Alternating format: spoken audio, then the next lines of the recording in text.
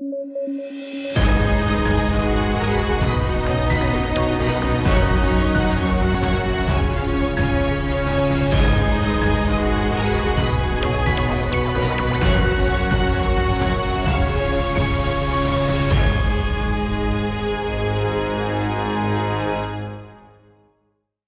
National TV ਦੇ ਵਿਚਾਰ ਚਰਚਾ ਪ੍ਰੋਗਰਾਮ 'ਚ ਦਰਸ਼ਕਾਂ ਦਾ ਸਵਾਗਤ ਕਰਦੇ ਹਾਂ।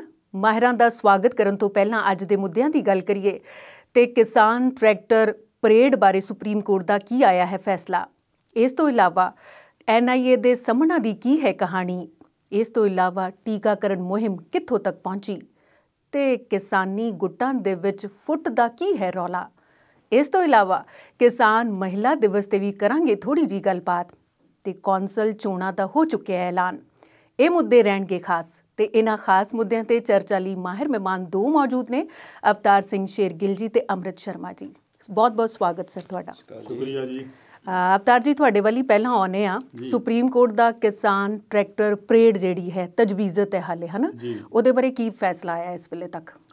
ਤਜਵੀਜ਼ਤ ਨਹੀਂ ਕਹਿ ਸਕਦੇ, ਕੱਲ੍ਹ ਇਹਨਾਂ ਨੇ ਐਲਾਨ ਵੀ ਕਰ ਦਿੱਤਾ ਕਿ ਹਰ ਹਾਲ ਦੇ ਵਿੱਚ ਲਾਜ਼ਮੀ ਹੋਵੇਗੀ 26 ਜਨਵਰੀ ਨੂੰ ਕਿਸਾਨ ਟਰੈਕਟਰ ਪਰੇਡ, ਔਰ ਉਹਦੀ ਰੂਪਰੇਖਾ ਵੀ ਬੀਤੇ ਦਿਨ ਬਹੁਤ ਦੇਰ ਤੱਕ ਲੰਮੀ ਮੀਟਿੰਗ ਚੱਲਣ ਤੋਂ ਬਾਅਦ ਮੰਥਨ ਕੀਤਾ ਗਿਆ ਔਰ ਉਹਦਾ ਬਾਅਦ 'ਚ ਫਿਰ ਖੁਲਾਸਾ ਕੀਤਾ ਗਿਆ ਜੀ। ਉਹਦੇ ਸੰਬੰਧ ਵਿੱਚ ਸੁਪਰੀਮ ਕੋਰਟ ਦੇ ਵਿੱਚ ਪਟੀਸ਼ਨ ਪਈ ਹੋਈ ਸੀ ਪਹਿਲਾਂ ਤੋਂ। ਸਰਕਾਰ ਨੇ ਦਿੱਲੀ ਪੁਲਿਸ ਦੀ ਤਰਫੋਂ ਇਹ ਪਟੀਸ਼ਨ ਪਾਈ ਸੀਗੀ ਜਿਹਦੀ ਸੁਣਵਾਈ ਹੋਣੀ ਸੀ, ਪਰ ਸੁਪਰੀਮ ਕੋਰਟ ਨੇ ਜੋ ਅੱਜ ਕਿਹਾ ਇਹੀ ਗੱਲ ਪਿਛਲੀ ਸੁਣਵਾਈ ਤੇ ਵੀ ਕਹੀ ਸੀ ਕਿ ਦਿੱਲੀ ਦੇ ਵਿੱਚ ਲਾਅ ਐਂਡ ਆਰਡਰ ਦੇਖਣ ਦਾ ਜਿਹੜਾ ਜ਼ਿੰਮਾ ਆ ਉਹ ਦਿੱਲੀ ਪੁਲਿਸ ਦਾ ਆ। ਉਹਨੇ ਦੇਖਣਾ ਵੀ ਕੌਣ ਦਿੱਲੀ ਆ ਸਕਦਾ ਤਾਂ ਕੌਣ ਨਹੀਂ ਆ ਸਕਦਾ। ਇਹੀ ਗੱਲ ਉਹਨਾਂ ਨੇ ਅੱਜ ਵੀ ਕਹੀ ਆ ਵੀ ਜਿਹੜੀ ਲਾਅ ਐਂਡ ਆਰਡਰ ਦਾ ਸਾਰਾ ਜ਼ਿੰਮੇਵਾਰੀ ਦਿੱਲੀ ਪੁਲਿਸ ਦੀ ਬਣਦੀ ਆ। ਉਹਨੇ ਤੈਅ ਕਰਨਾ ਵੀ ਕਿਹਨੂੰ ਉਹਨੇ ਮਨਜ਼ੂਰੀ ਦੇਣੀ ਆ, ਕਿਹਨੂੰ ਨਹੀਂ ਦੇਣੀ ਆ, ਕੌਣ ਦਿੱਲੀ ਦੇ ਵਿੱਚ ਦਾਖਲ ਹੋ ਸਕਦਾ, ਕੌਣ ਨਹੀਂ ਦਾਖਲ ਹੋ ਸਕਦਾ। ਇਹ ਤਾਂ ਹੈ ਵੀ ਹਰੇਕ ਬੰਦਾ ਨਾ ਦਾਖਲ ਹੋ ਸਕਦਾ, ਪਰ ਇਸ ਖਾਸ ਕਰਕੇ ਇਸ ਪਰੇਡ ਨੂੰ ਲੈ ਕੇ ਜਿਹੜੀ ਗੱਲ ਚੱਲੀ ਆ ਉਹਦੇ ਸੰਬੰਧ ਵਿੱਚ ਉਹਨਾਂ ਨੇ ਦਿੱਲੀ ਪੁਲਿਸ ਦੇ ਉੱਤੇ ਜ਼ਿੰਮੇਵਾਰੀ ਛੱਡ ਦਿੱਤੀ ਆ। ਸੁਪਰੀਮ ਕੋਰਟ ਦਾ ਨਾਲ ਇਹ ਵੀ ਸੀਗਾ ਵੀ ਹੋਰਨਾਂ ਮੁੱਦਿਆਂ ਤੇ ਵੀ ਅੱਜ ਚਰਚਾ ਹੋਣੀ ਸੀਗੀ, ਗੱਲਬਾਤ ਹੋਣੀ ਸੀ, ਸੁਣਵਾਈ ਹੋਣੀ ਸੀਗੀ। ਜਿਵੇਂ ਖੇਤੀ ਕਾਨੂੰਨਾਂ ਦੇ ਸੰਬੰਧ ਵਿੱਚ ਜਿਹੜੀ ਕਮੇਟੀ ਬਣਾਈ ਸੀਗੀ ਉਹਦੇ ਵਿੱਚੋਂ ਇੱਕ ਮੈਂਬਰ ਜਿਹੜਾ ਉਹ ਛੱਡ ਗਿਆ ਸੀਗਾ। ਉਹਦੇ ਨਾਲ ਵੀ ਉਮੀਦ ਕੀਤੀ ਜਾਂਦੀ ਸੀ ਵੀ ਸ਼ਾਇਦ ਸੁਪਰੀਮ ਕੋਰਟ ਉਸ ਕੋਰਮ ਨੂੰ ਦੁਬਾਰਾ ਪੂਰਾ ਕਰੂਗਾ, ਕਿਉਂਕਿ 4 ਮੈਂਬਰੀ ਕਮੇਟੀ ਚੋਂ ਇੱਕ ਘਟ ਗਿਆ ਸੀ ਤੇ 3 ਰਹਿ ਗਏ ਸੀਗੇ। ਤੇ ਆਸ ਕੀਤੀ ਜਾਂਦੀ ਸੀ ਵੀ ਅੱਜ ਦੀ ਸੁਣਵਾਈ ਦੌਰਾਨ ਹੋ ਸਕਦਾ ਸੁਪਰੀਮ ਕੋਰਟ ਉਸ ਚੌਥੇ ਬੰਦੇ ਦੀ ਨਵੇਂ ਦੀ ਨਿਯੁਕਤੀ ਕਰ ਦੇਵੇ ਤੇ ਜਾਂ ਫਿਰ ਉਹ 3 ਮੈਂਬਰੀ ਬਣਾ ਦੇਵੇ ਵੀ ਇੱਕ ਬੰਦਾ ਘਟ ਗਿਆ, ਠੀਕ ਹੈ, ਹੁਣ 3 ਮੈਂਬਰੀ ਹੀ ਕਰੇਗੀ। ਪਰ ਉਹਦੇ ਸੰਬੰਧ ਵਿੱਚ ਹਾਲੇ ਕੋਈ ਗੱਲ ਨਹੀਂ ਹੋਈ। ਪਰ ਇਹਦੇ ਨਾਲ ਇਹ ਵੀ ਦੱਸ ਦਈਏ ਵੀ ਜਿਹੜੀ ਕਮੇਟੀ ਬਣਾਈ ਗਈ ਸੀ ਜਿਹਦੇ ਵਿੱਚੋਂ 3 ਰਹਿ ਗਏ ਆ ਹੁਣ, ਉਹਨਾਂ ਦੀ ਜਿਹੜੀ ਪਲੇਠੀ ਮੀਟਿੰਗ ਆ ਉਹ 19 ਤਰੀਕ ਨੂੰ ਹੋਣੀ ਆ। ਉਸ ਤੋਂ ਪਹਿਲਾਂ ਉਹਨਾਂ ਦੇ ਇੱਕ ਜਿਹੜੇ ਆ ਘਨਵਤ ਆ, ਅਨਿਲ ਘਨਵਤ, ਉਹਨਾਂ ਦਾ ਵੀ ਬੜਾ ਵੱਡਾ ਬਿਆਨ ਸੀਗਾ ਤੇ ਨਾਲ 2 ਹੋਰ ਜਿਹੜੇ ਮੈਂਬਰ ਆ ਉਹਨਾਂ ਦਾ ਵੀ ਇਹ ਬਿਆਨ ਸੀ, ਕਹਿਣਾ ਸੀਗਾ ਬਈ ਜੇ ਹੁਣ ਨਾ ਸੁਧਾਰ ਕੀਤੇ ਕਿਸੇ ਵੀ ਖੇਤਰ 'ਚ, ਇਕੱਲੇ ਖੇਤੀ ਖੇਤਰ ਦੀ ਗੱਲ ਨਹੀਂ ਕੀਤੀ ਵੀ ਕਿਸੇ ਵੀ ਖੇਤੀ ਖੇਤਰ 'ਚ ਜਿਹੜੀ ਹੁਣ ਵਿਲ ਪਾਵਰ ਸਰਕਾਰ ਦੀ ਆ, ਜੋ ਉਹਨਾਂ ਨੂੰ ਸ਼ਕਤੀ ਮਿਲੀ ਆ ਸਿੰਗਲ ਲਾਰਜੈਸਟ ਪਾਰਟੀ ਵਜੋਂ ਵੀ ਔਰ ਸਿੰਗਲ ਸਰਕਾਰ ਵਜੋਂ, ਜੇ ਹੁਣ ਇਹੋ ਜਿਹੇ ਕੰਮ ਨਾ ਹੋਏ ਤਾਂ ਫਿਰ 100 ਸਾਲ ਤੱਕ ਨਹੀਂ ਹੋਣਗੇ। ਸੋ ਉਹਨਾਂ ਦਾ ਕਹਿਣਾ ਵੀ ਅਸੀਂ ਪਹਿਲਾਂ ਵੀ ਹਮਾਇਤੀ ਸੀਗੇ ਇਸ ਕਾਨੂੰਨਾਂ ਦੇ, ਹੁਣ ਵੀ ਹਮਾਇਤੀ ਆ ਤੇ ਸਰਕਾਰ ਜਿਹੜੇ ਕਿਸੇ ਵੀ ਖੇਤਰ 'ਚ ਸੁਧਾਰ ਕਰ ਰਹੀ ਆ, ਰਿਫਾਰਮ ਕਰ ਰਹੀ ਆ, ਉਹ ਚੰਗਾ ਕਦਮ ਹੈ, ਚੰਗੇ ਦਿਸ਼ਾ ਵੱਲ ਕਦਮ ਵੱਧ ਰਿਹਾ ਆ, ਉਹਨਾਂ ਦਾ ਕਹਿਣਾ ਆ। ਤਾਂ ਉਹਦੇ ਤੋਂ ਅੰਦਾਜ਼ਾ ਆਪਾਂ ਇਹ ਵੀ ਲਾ ਸਕਦੇ ਵੀ ਇਹ ਕਮੇਟੀ ਇਹ ਕਿਸਾਨਾਂ ਦੇ ਹੱਕ 'ਚ ਕਿਵੇਂ ਨਿਤਰੂਗੀ ਤੇ ਕਿਵੇਂ ਉਹਨਾਂ ਦਾ ਜਿਹੜਾ ਪੱਖ ਪੂਰੂਗੀ ਤੇ ਇਸ ਮਸਲੇ ਨੂੰ ਕਿਵੇਂ ਸੁਲਝਾਊਗੀ। ਸੋ ਇਹਨਾਂ ਦਾ ਜਿਹੜਾ ਇਸ ਤਰੀਕੇ ਨਾਲ ਬਿਆਨ ਆਉਣਾ ਔਰ ਸੁਪਰੀਮ ਕੋਰਟ ਦੇ ਵਿੱਚ ਅੱਜ ਉਸ ਕਮੇਟੀ ਬਾਰੇ ਕੋਈ ਗੱਲ ਨਾ ਹੋਣੀ, ਉਹਦੇ ਤੇ ਕਾਫੀ ਆਸਾਂ ਸਨ। ਹੁਣ 20 ਤਰੀਕ ਰੱਖੀ ਗਈ ਹੈ ਦੁਬਾਰਾ ਸੁਪਰੀਮ ਕੋਰਟ ਨੇ ਪਰੇਡ ਨੂੰ ਲੈ ਕੇ। ਹੋ ਸਕਦਾ ਜਿਹੜੀ ਅੱਜ ਦੀ ਸੁਣਵਾਈ ਨਾ ਹੋਵੇ ਉਹ 20 ਨੂੰ ਵੀ ਹੋ ਸਕੇ ਜੀ। ਤੇ ਅੰਮ੍ਰਿਤ ਜੀ ਤੁਹਾਡੇ ਵੱਲ ਆਉਂਦੇ ਆ। ਇਹ ਤਾਂ ਦੱਸਦਾ ਸੁਪਰੀਮ ਕੋਰਟ ਦਾ ਪੱਖ ਹੈ ਨਾ, ਤੇ ਜੇ ਆਪਾਂ ਕਿਸਾਨਾਂ ਦਾ ਪੱਖ ਜਾਣੀਏ ਤੇ ਉਹਨਾਂ ਵੱਲੋਂ ਐਲਾਨ ਕਰ ਦਿੱਤਾ ਗਿਆ ਕਿ ਆਪਾਂ ਟਰੈਕਟਰ ਪਰੇਡ ਕਰਨੀ। ਉਹਨਾਂ ਨੇ ਰੂਟ ਪਲਾਨ ਕਿਹੜਾ ਚੁਣਿਆ ਭਲਾ? ਜਦੋਂ ਆਪਾਂ ਕਿਸਾਨਾਂ ਦੀ ਗੱਲ ਕਰਦੇ ਹਾਂ ਤੇ ਅਸੀਂ ਉਸੇ ਗੱਲ ਤੋਂ ਸ਼ੁਰੂ ਕਰਦੇ ਹਾਂ ਕਿ ਬਹੁਤ ਲੰਬੇ ਸਮੇਂ ਤੋਂ ਇਹਨਾਂ ਕਾਨੂੰਨਾਂ ਨੂੰ ਲੈ ਕੇ ਉਹ ਜਿਹੜੇ ਨੇ ਆਪਣੇ ਅੰਦੋਲਨ ਲਈ ਵਜੇਦ ਨੇ, ਜਦੋਜਹਿਦ ਕਰ ਰਹੇ ਨੇ, ਸੰਘਰਸ਼ 'ਚ ਨੇ, ਘਰੋਂ ਬਾਹਰ ਬੈਠੇ ਨੇ, ਚਾਹੇ ਉਹ ਪੰਜਾਬ ਸੀ ਤੇ ਚਾਹੇ ਹੁਣ ਸਿੰਘੂ ਬਾਰਡਰ ਤੇ ਬੜੇ ਦਿਨ ਪਹਿਲਾਂ ਇਹ ਗੱਲ ਸਾਹਮਣੇ ਆਈ ਸੀ। ਸ਼ੁਰੂ ਦੇ ਵਿੱਚ ਜਦੋਂ ਇਹ ਅੰਦੋਲਨ ਦਿੱਲੀ ਗਿਆ ਸੀ ਤੇ ਉਦੋਂ ਆਪਾਂ ਕਹਿੰਦੇ ਸੀਗੇ ਕਿ ਸ਼ਾਇਦ ਇਹ ਜਲਦੀ ਖਤਮ ਹੋ ਜਾਏ ਉੱਥੇ, ਕਿਉਂਕਿ ਰਸ਼ ਜਿਹੜਾ ਸੀਗਾ, ਭੀੜ ਸੀ, ਕਿਸਾਨਾਂ ਦਾ ਜਿਹੜਾ ਇਕੱਠ ਸੀਗਾ ਉਹ ਬਹੁਤ ਵੱਡੀ ਗਿਣਤੀ ਸੀ। ਪਰ ਜਿੱਦਾਂ ਜਿੱਦਾਂ ਦਿਨ ਬੀਤਦੇ ਗਏ, ਅਸੀਂ ਬਹੁਤ ਵਾਰ ਜ਼ਿਕਰ ਕੀਤਾ, ਬਹੁਤ ਸਾਰੇ ਦਿਨ ਅਸੀਂ ਉੱਥੇ ਮਨਾਏ। ਫਿਰ ਜਦੋਂ ਅਸੀਂ ਉੱਥੇ ਜਾ ਕੇ ਦੇਖਿਆ ਤੇ ਉੱਥੇ ਉਹਨਾਂ ਲੋਕਾਂ ਨਾਲ ਜਦੋਂ ਗੱਲਬਾਤ ਹੋਈ ਤੇ ਇਹ ਗੱਲ ਸਾਹਮਣੇ ਆਈ ਸੀ ਕਿ ਜਿਹੜੀ ਉਹਨਾਂ ਨੇ 6 ਮਹੀਨੇ ਦੀ ਗੱਲ ਕਹੀ ਸੀ ਉਹ ਸੱਚ ਸੀ। ਤੇ ਫਿਰ ਉਹਦੇ ਵਿੱਚ ਹੀ ਜਦੋਂ ਆਪਾਂ ਭਾਰਤ ਦੀ ਗੱਲ ਕਰਦੇ ਹਾਂ, ਇੱਕ ਦੇਸ਼ ਦੀ, ਤੇ 26 ਜਨਵਰੀ 15 ਅਗਸਤ ਤੇ 2 ਅਕਤੂਬਰ ਜਿਹੜੇ ਨੇ ਸਾਡੇ ਰਾਸ਼ਟਰੀ ਤਿਉਹਾਰ ਮਨਾਏ ਜਾਂਦੇ ਨੇ। ਤੇ ਉਹਨਾਂ ਚੋਂ ਪਹਿਲਾ ਤਿਉਹਾਰ ਜਿਹੜਾ 26 ਜਨਵਰੀ ਆ, ਗਣਤੰਤਰਤਾ ਦਿਵਸ ਆ, ਉਹਦੇ ਵਿਰੋਧ ਦੇ ਵਿੱਚ ਨਹੀਂ, ਉੱਥੇ ਆਪਣਾ ਵਿਰੋਧ ਦਰਜ ਕਰਵਾਉਣ ਲਈ ਕਿਸਾਨਾਂ ਨੇ ਉਸੇ ਦਿਨ ਨੂੰ ਚੁਣਿਆ ਸੀ, ਕਿਉਂਕਿ ਉੱਥੇ ਰਿਪਬਲਿਕ ਡੇ ਦੀ ਪਰੇਡ ਹੁੰਦੀ ਆ। ਤੇ ਇਹਨਾਂ ਨੇ ਕਿਹਾ ਸੀ ਕਿ ਅਸੀਂ ਆਪਣੀ ਪਰੇਡ ਇੱਕ ਕਰਾਂਗੇ ਉਹਨੂੰ ਵਿਰੋਧ ਨੂੰ ਦਿਖਾਉਣ ਲਈ, ਕਿਉਂਕਿ ਜਦੋਂ ਇੱਕ ਦੇਸ਼ ਦਾ ਵੱਡਾ ਸਮਾਗਮ ਉੱਥੇ ਚੱਲਣਾ ਆ, ਉੱਥੇ ਨੈਸ਼ਨਲ ਇੰਟਰਨੈਸ਼ਨਲ ਸਾਰੇ ਮੀਡੀਆ ਨੇ ਉਹਨੂੰ ਦੇਖਣਾ ਆ, ਉਹਦੇ ਲਈ ਅਸੀਂ ਬਹੁਤ ਸਾਰੀਆਂ ਗੱਲਾਂ ਪਹਿਲਾਂ ਵੀ ਕਰ ਚੁੱਕੇ ਹਾਂ। ਉਹਦਾ ਇੱਕ ਆਪਣਾ ਰੂਟ ਪਲਾਨ ਆ, ਉਹ ਇੰਡੀਆ ਗੇਟ ਤੋਂ ਸ਼ੁਰੂ ਹੋ ਕੇ ਰਾਸ਼ਟਰਪਤੀ ਭਵਨ ਵੱਲ ਉਹਦਾ ਇੱਕ ਜਿਹੜਾ ਸਿਸਟਮ ਹੈਗਾ ਉੱਥੇ ਉਹ ਚੱਲਦੀ ਆ ਪਰੇਡ। ਤੇ ਇਹਨਾਂ ਨੇ ਕਿਹਾ ਸੀਗਾ ਕਿ ਅਸੀਂ ਇੱਕ ਆਪਣੀ ਵੱਖਰੀ ਪਰੇਡ ਕਰਾਂਗੇ, ਪਰ ਇਹ ਗੱਲ ਉਹਨਾਂ ਨੇ ਆਪਣੇ ਮੰਚ ਤੋਂ, ਆਪਣੀ ਸਟੇਜ ਤੋਂ, ਆਪਣੀਆਂ ਮੀਟਿੰਗਸ ਦੇ ਵਿੱਚ, ਪ੍ਰੈਸ ਕਾਨਫਰੰਸ ਵਿੱਚ ਬਹੁਤ ਵਾਰ ਇਹ ਗੱਲ ਦੱਸੀ ਸੀ ਕਿ ਸਾਡੀ ਜਿਹੜੀ ਪਰੇਡ ਹੋਵੇਗੀ ਉਹ ਉਹਨਾਂ ਦੀ ਪਰੇਡ ਵਿੱਚ ਕੋਈ ਖਲਲ, ਕੋਈ ਦਖਲ, ਕੋਈ ਵਿਘਨ, ਕੋਈ ਰੁਕਾਵਟ ਨਹੀਂ ਬਣੇਗੀ, ਨਾ ਹੀ ਅਸੀਂ ਉਸ ਚੀਜ਼ ਨੂੰ ਕਰਨਾ ਚਾਹੁੰਦੇ ਹਾਂ। ਜੇ ਉਹਨਾਂ ਦੇ ਦੇਸ਼ ਦਾ ਰਿਪਬਲਿਕ ਡੇ ਆ ਤੇ ਸਾਡਾ ਵੀ ਉਹੀ ਦੇਸ਼ ਆ, ਅਸੀਂ ਵੀ ਸਿਰਫ ਔਰ ਸਿਰਫ ਆਪਣਾ ਵਿਰੋਧ ਦਿਖਾਉਣਾ ਚਾਹੁੰਦੇ ਹਾਂ। ਅਸੀਂ ਆਪਣੀ ਗੱਲ ਰੱਖਣੀ ਚਾਹੁੰਦੇ ਹਾਂ ਕਿ ਜਿਸ ਕੰਮ ਲਈ ਅਸੀਂ 3-3.5 ਮਹੀਨੇ ਤੋਂ ਘਰੋਂ ਬੇਘਰ ਹੋ ਕੇ ਸੜਕਾਂ 'ਤੇ ਬੈਠੇ ਹਾਂ, ਫਿਰ ਰੇਲ ਦੀਆਂ ਪਟੜੀਆਂ 'ਤੇ ਬੈਠੇ ਰਹੇ ਸੀ, ਹੁਣ ਅਸੀਂ ਦਿੱਲੀ ਦੀਆਂ ਬਰੂਹਾਂ 'ਤੇ ਪਿਛਲੇ 2 ਮਹੀਨਿਆਂ ਤੋਂ ਲਗਭਗ ਅਸੀਂ ਬੈਠੇ ਹੋਏ ਹਾਂ। ਆਪਣੀ ਗੱਲ ਨੂੰ ਅਸੀਂ ਦਿਖਾਵਾਂਗੇ। ਫਿਰ ਉਹਦੇ ਲਈ ਕੁਝ ਗਰਮ ਖਿਆਲੀ ਲੋਕ ਵੀ ਨੇ। ਜ਼ਰੂਰੀ ਨਹੀਂ ਹੈਗਾ ਕਿ ਜੇ 31-32 ਜਥੇਬੰਦੀਆਂ ਪੰਜਾਬ ਦੀਆਂ ਨੇ ਤੇ 570 580 ਅਲੱਗ-ਅਲੱਗ ਨੰਬਰ ਸਾਡੇ ਸਾਹਮਣੇ ਆਉਂਦੇ ਨੇ, 40-41 ਬੰਦੇ ਉਹਨਾਂ ਮੀਟਿੰਗਾਂ 'ਚ ਸ਼ਾਮਲ ਹੁੰਦੇ ਨੇ। ਜ਼ਰੂਰੀ ਨਹੀਂ ਹੈ ਕਿ ਹਰ ਬੰਦਾ ਇੱਕੋ ਹੀ ਖਿਆਲ ਦਾ ਹੋਵੇ। ਕਈ ਵਾਰ ਕੁਝ ਲੋਕੀ ਉਸ ਗੱਲ ਨੂੰ ਗੁੱਸੇ ਨਾਲ ਵੀ ਦੇਖਦੇ ਨੇ, ਜਾਂ ਥੋੜ੍ਹਾ ਜਿਹਾ ਗੁੱਸੇ ਦਾ ਪ੍ਰਗਟਾਵਾ ਵੀ ਕਰਦੇ ਨੇ, ਜਾਂ ਥੋੜ੍ਹਾ ਜਿਹਾ ਤਾਕਤ ਦੀ ਵਰਤੋਂ ਦੀ ਵੀ ਗੱਲ ਕਰਦੇ ਨੇ। ਪਰ ਉਹ ਜਿਹੜੀ ਗੱਲ ਉਹ ਠੀਕ ਨਹੀਂ ਹੈਗੀ। ਉਸੇ ਗੱਲ ਦੀ ਉਹਨਾਂ ਨੇ ਕੱਲ੍ਹ, ਜਿੱਦਾਂ ਸ਼ੇਰਗਿੱਲ ਸਾਹਿਬ ਨੇ ਦੱਸਿਆ, ਕਿ ਬਹੁਤ ਲੰਬੀ ਚੌੜੀ ਮੀਟਿੰਗ ਕੀਤੀ। ਉਸ ਤੋਂ ਬਾਅਦ ਉਹਨਾਂ ਨੇ ਰੂਟ ਪਲਾਨ ਜਿਹੜਾ ਉਹਦਾ ਐਲਾਨ ਕੀਤਾ, ਉਹਦੀ ਦੱਸਿਆ ਕਿ ਕਿੱਥੋਂ ਸ਼ੁਰੂ ਕਰਾਂਗੇ, ਕਿੱਥੇ ਜਾਵਾਂਗੇ। ਉਹਦੀ ਅਸੀਂ ਗੱਲ ਕਰੀਏ ਪਰਮਿੰਦਰ ਜੀ, ਤੇ ਉਹਨੂੰ ਆਊਟਰ ਰਿੰਗ ਰੋਡ ਕਹਿੰਦੇ ਨੇ ਦਿੱਲੀ ਦਾ, ਜਿੱਥੇ ਅਸੀਂ ਬੈਠੇ ਹਾਂ ਉਹਦੋਂ ਨੇੜੇ ਉਹ ਪੀਰਾਗੜੀ ਤੋਂ ਸ਼ੁਰੂ ਹੁੰਦਾ। ਫਿਰ ਉਹ ਕਾਫੀ ਉਹਦੇ ਸਟੇਸ਼ਨ ਨੇ ਅਲੱਗ-ਅਲੱਗ ਤੋਂ, ਨਹਿਰੂ ਪੈਲਸ ਆ ਉਹਦੇ ਵਿੱਚ, ਧੌਲਾ ਕੁਆਂ ਆ, ਤੇ ਬੁਰਾੜੀ ਆ ਉਹਦੇ ਵਿੱਚ, ਉਹਨਾਂ ਸਾਰੇ ਪਾਸਿਆਂ ਤੋਂ ਹੁੰਦਾ ਹੋਇਆ ਉਹ ਜਿਹੜੀ ਤੁਹਾਡਾ ਹੈਗਾ ਰੋਹਣੀ ਆ ਕੇ ਉਹ ਖਤਮ ਹੁੰਦਾ, ਜਦੋਂ ਉਹਨੂੰ ਦਿੱਲੀ ਦਾ ਇੱਕ ਸਰਕਲ ਪੂਰਾ ਕਰ ਲੈਂਦਾ। 60 ਕਿਲੋਮੀਟਰ ਦੀ ਯਾਤਰਾ ਦੀ ਉਹਨਾਂ ਨੇ ਗੱਲ ਕੀਤੀ ਆ ਜਿਹੜੀ ਉਹ ਬਣਦੀ ਆ। ਪਰ ਜਿਵੇਂ ਕਿ ਹੁਣ ਸੁਪਰੀਮ ਕੋਰਟ ਨੇ ਕਿਹਾ ਕਿ ਇਹ ਜਿਹੜੀ ਯਾਤਰਾ ਆ ਇਹਨੂੰ ਹੋਣ ਦੇਣਾ ਜਾਂ ਨਹੀਂ ਹੋਣ ਦੇਣਾ, ਇਸ ਪਰੇਡ ਨੂੰ ਰੋਕਣਾ ਆ, ਤੇ ਇਹ ਦਿੱਲੀ ਪੁਲਿਸ ਦਾ ਅਧਿਕਾਰ ਆ। ਗੱਲ ਸੁਪਰੀਮ ਕੋਰਟ ਦੇ ਖੇਮੇ 'ਚ ਆ ਕਿ ਉਹ ਇਸ ਚੀਜ਼ ਨੂੰ ਹੋਣ ਦੇਣਗੇ ਕਿ ਨਹੀਂ ਹੋਣ ਦੇਣਗੇ। ਪਰ ਜਿੰਨੀ ਵਧੀਆ ਤਰੀਕੇ ਨਾਲ ਉਹਨਾਂ ਨੇ ਆਪਣਾ ਰੂਟ ਪਲਾਨ ਐਲਾਨਿਆ, ਉਹ ਬਿਲਕੁਲ ਸਰਕਾਰ ਦੇ ਸਮਾਗਮਾਂ ਦੇ ਵਿੱਚ ਕੋਈ ਦਖਲ ਨਾ ਪਾਉਣ ਦੀ ਗੱਲ ਕੀਤੀ ਆ। ਫਿਰ ਉਹਨਾਂ ਨੇ ਇਹ ਵੀ ਕਿਹਾ ਕਿ ਜਿੰਨੇ ਵੀ ਅਸੀਂ ਟਰੈਕਟਰ ਜਾਂ ਹੋਰ ਕੋਈ ਗੱਡੀਆਂ ਨਾਲ ਲੈ ਕੇ ਜਾਵਾਂਗੇ, ਸ਼ਾਂਤੀਪੂਰਵਕ ਤਰੀਕੇ ਨਾਲ ਲੈ ਕੇ ਜਾਵਾਂਗੇ, ਇੱਕ ਟਰੈਕ 'ਚ ਲੈ ਕੇ ਜਾਵਾਂਗੇ, ਟ੍ਰੈਫਿਕ ਨੂੰ ਕੋਈ ਵਿਘਨ ਨਹੀਂ ਪਾਵਾਂਗੇ। ਤੇ ਹਰ ਸਾਡੇ ਟਰੈਕਟਰ ਦੇ ਉੱਤੇ ਜੇ ਅਸੀਂ ਆਪਣੀ ਜਥੇਬੰਦੀਆਂ ਦੇ ਝੰਡਾ ਲਾਵਾਂਗੇ ਤੇ ਨਾਲ ਦੀ ਨਾਲ ਅਸੀਂ ਆਪਣਾ ਕੌਮੀ ਝੰਡਾ ਤਿਰੰਗਾ ਵੀ ਲਾਵਾਂਗੇ। ਤੇ ਉਹਨਾਂ ਨੇ ਇਹ ਵੀ ਕਿਹਾ ਕਿ ਕੋਈ ਭੜਕਾਊ ਭਾਸ਼ਣ ਨਹੀਂ ਹੋਊਗਾ, ਕੋਈ ਸਟੰਟਬਾਜ਼ੀ ਨਹੀਂ ਹੋਊਗੀ, ਸਾਰੀਆਂ ਚੀਜ਼ਾਂ ਦਾ ਖਿਆਲ ਰੱਖਾਂਗੇ। ਅਸੀਂ ਸਾਡਾ ਸਿਰਫ ਇਹ ਉਸ ਦਿਨ ਨੂੰ ਮਨਾਉਣ ਦਾ ਤਰੀਕਾ ਤੇ ਆਪਣਾ ਵਿਰੋਧ ਦਿਖਾਉਣ ਦਾ ਤਰੀਕਾ ਹੈ। ਉਹਦੇ ਸਬੰਧ ਦੇ ਵਿੱਚ ਜਦੋਂ ਅਸੀਂ ਉਹਨਾਂ ਨੂੰ ਦੇਖੀਏ ਤੇ ਹੁਣ ਤੱਕ ਦੇ ਜੇ ਅੰਦੋਲਨ ਤੇ ਵੀ ਝਾਤੀ ਮਾਰੀਏ ਤੇ ਜਿੰਨੀ ਸ਼ਾਂਤੀ ਨਾਲ ਉਹਨਾਂ ਨੇ ਇਸ ਚੀਜ਼ ਨੂੰ ਨਿਭਾਇਆ ਆ, ਜਿੰਨੇ ਵਧੀਆ ਤਰੀਕੇ ਨਾਲ ਇਸ ਅੰਦੋਲਨ ਦੀ ਪੱਖ ਆਪਣੇ ਸਾਹਮਣੇ ਆਏ ਨੇ, ਉਸ ਦੇ ਵਿੱਚ ਉਸ ਸਾਰੀਆਂ ਚੀਜ਼ਾਂ ਨੂੰ ਦੇਖਦੇ ਹੋਏ ਮੈਨੂੰ ਲੱਗਦਾ ਨਹੀਂ ਕਿ ਸੁਪਰੀਮ ਕੋਰਟ ਨੂੰ ਇਸ ਪਰੇਡ ਨੂੰ ਰੋਕਣਾ ਚਾਹੀਦਾ ਹੈ ਜਾਂ ਉਹ ਰੋਕਣਗੇ। ਬਾਕੀ ਜੋ ਹੋਣਾ ਆ ਉਹ ਕੱਲ੍ਹ ਜਾਂ ਪਰਸੋਂ, ਜਿੱਦਾਂ ਤੁਸੀਂ ਦੱਸਿਆ ਕਿ 20 ਤਰੀਕ ਨੂੰ ਸੁਣਵਾਈ ਉਹਦੇ ਸਾਹਮਣੇ ਆਊਗਾ। ਤੇ ਸਾਰਾ ਹੀ ਪੰਜਾਬ, ਕੱਲਾ ਸਾਰਾ ਪੰਜਾਬ ਨਹੀਂ, ਹਿਮਾਚਲ, ਹਰਿਆਣਾ, ਜਿੱਥੋਂ ਜਿੱਥੋਂ ਦੇ ਵੀ ਲੋਕ ਉੱਥੇ ਗਏ ਨੇ, ਸਾਰਾ ਹੀ ਮੀਡੀਆ ਉੱਥੇ ਹੋਵੇਗਾ। ਤੇ ਬਹੁਤ ਸਾਰੇ ਲੋਕ ਉੱਥੇ ਹੋਰ ਵੀ ਜਾ ਰਹੇ ਨੇ, ਜਾਣ ਦੀ ਕੋਸ਼ਿਸ਼ 'ਚ ਵੀ ਨੇ। ਮੀਡੀਆ ਇੰਟਰਨੈਸ਼ਨਲ ਵੀ ਉੱਥੇ ਉਸ ਚੀਜ਼ ਨੂੰ ਸਾਰੇ ਨੂੰ ਦੇਖ ਰਿਹਾ, ਬਾਹਰੋਂ ਵੀ ਸਾਡੇ ਲੋਕ ਦੇਖ ਰਹੇ ਨੇ। ਤੇ ਮੈਨੂੰ ਲੱਗਦਾ ਆ ਕਿ ਇਹ ਜਿਹੜੀ ਪਰੇਡ ਆ ਕਿਸਾਨਾਂ ਦੀ, ਉਹ ਹੋਣ ਦੇਣੀ ਚਾਹੀਦੀ ਆ। ਪਰ ਸਰਕਾਰ ਦਾ ਉਹਦੇ ਲਈ ਨਜ਼ਰੀਆ ਕੀ ਆ, ਉਹ ਆਉਣ ਵਾਲੇ ਦਿਨਾਂ 'ਚ ਸਾਹਮਣੇ ਆਏਗਾ। ਪਰਮਿੰਦਰ ਜੀ, ਇੱਕ ਕਿਸਾਨ ਆਗੂ ਨੇ ਕਿਹਾ ਸੀਗਾ ਵੀ ਕਿੰਨਾ ਚੰਗਾ ਹੁੰਦਾ ਵੀ ਐਤਕੀ 50 ਸਾਲ ਬਾਅਦ ਭਾਰਤ ਦੇ ਗਣਤੰਤਰ ਦਿਵਸ 'ਤੇ ਕੋਈ ਵੀ ਮੁੱਖ ਮਹਿਮਾਨ ਹੈ ਨਹੀਂ ਜੀ। ਤੇ ਜੇ ਚੰਗੀ ਗੱਲ ਇਹ ਹੁੰਦੀ ਵੀ ਸਾਡੇ 'ਚੋਂ ਕੋਈ ਕਿਸਾਨ ਆਗੂ ਜਿਹੜਾ ਤੁਹਾਨੂੰ ਚੰਗਾ ਲੱਗਦਾ, ਸਰਕਾਰ ਨੂੰ ਚੰਗਾ ਲੱਗਦਾ, ਉਹਨੂੰ ਹੀ ਮੁੱਖ ਮਹਿਮਾਨ ਬਣਾ ਕੇ ਸੱਦ ਲੈਂਦੇ। ਦੇਖੋ, ਟਰੈਕਟਰ ਇੱਕ ਬਹੁਤ ਕਿਸਾਨੀ ਦਾ ਪ੍ਰਤੀਕ ਹੈ ਇਸ ਵੇਲੇ, ਤੇ ਇਹਨੂੰ ਬਹੁਤ ਹੀ ਇੱਕ ਪੁੱਤਾਂ ਵਾਂਗੂ ਪਾਲਦਾ ਕਹਿੰਦੇ ਵੀ ਆਪਾਂ। ਬਹੁਤ ਪੁਰਾਣਾ ਇੱਕ ਗਾਣਾ ਵੀ ਸੁਣਿਆ ਸੀਗਾ ਵੀ ਜੱਟ ਨੇ ਫੋੜ ਵੇਚਤਾ ਰੋ ਰੋ ਕੇ, ਉਹ ਗਾਣਾ ਆਇਆ ਸੀ, ਬੜਾ ਮਸ਼ਹੂਰ ਸੀ ਉਹ ਇਹਨੂੰ ਆਪਣੇ ਪੁੱਤਾਂ ਵਾਂਗੂ ਪਾਲਦਾ।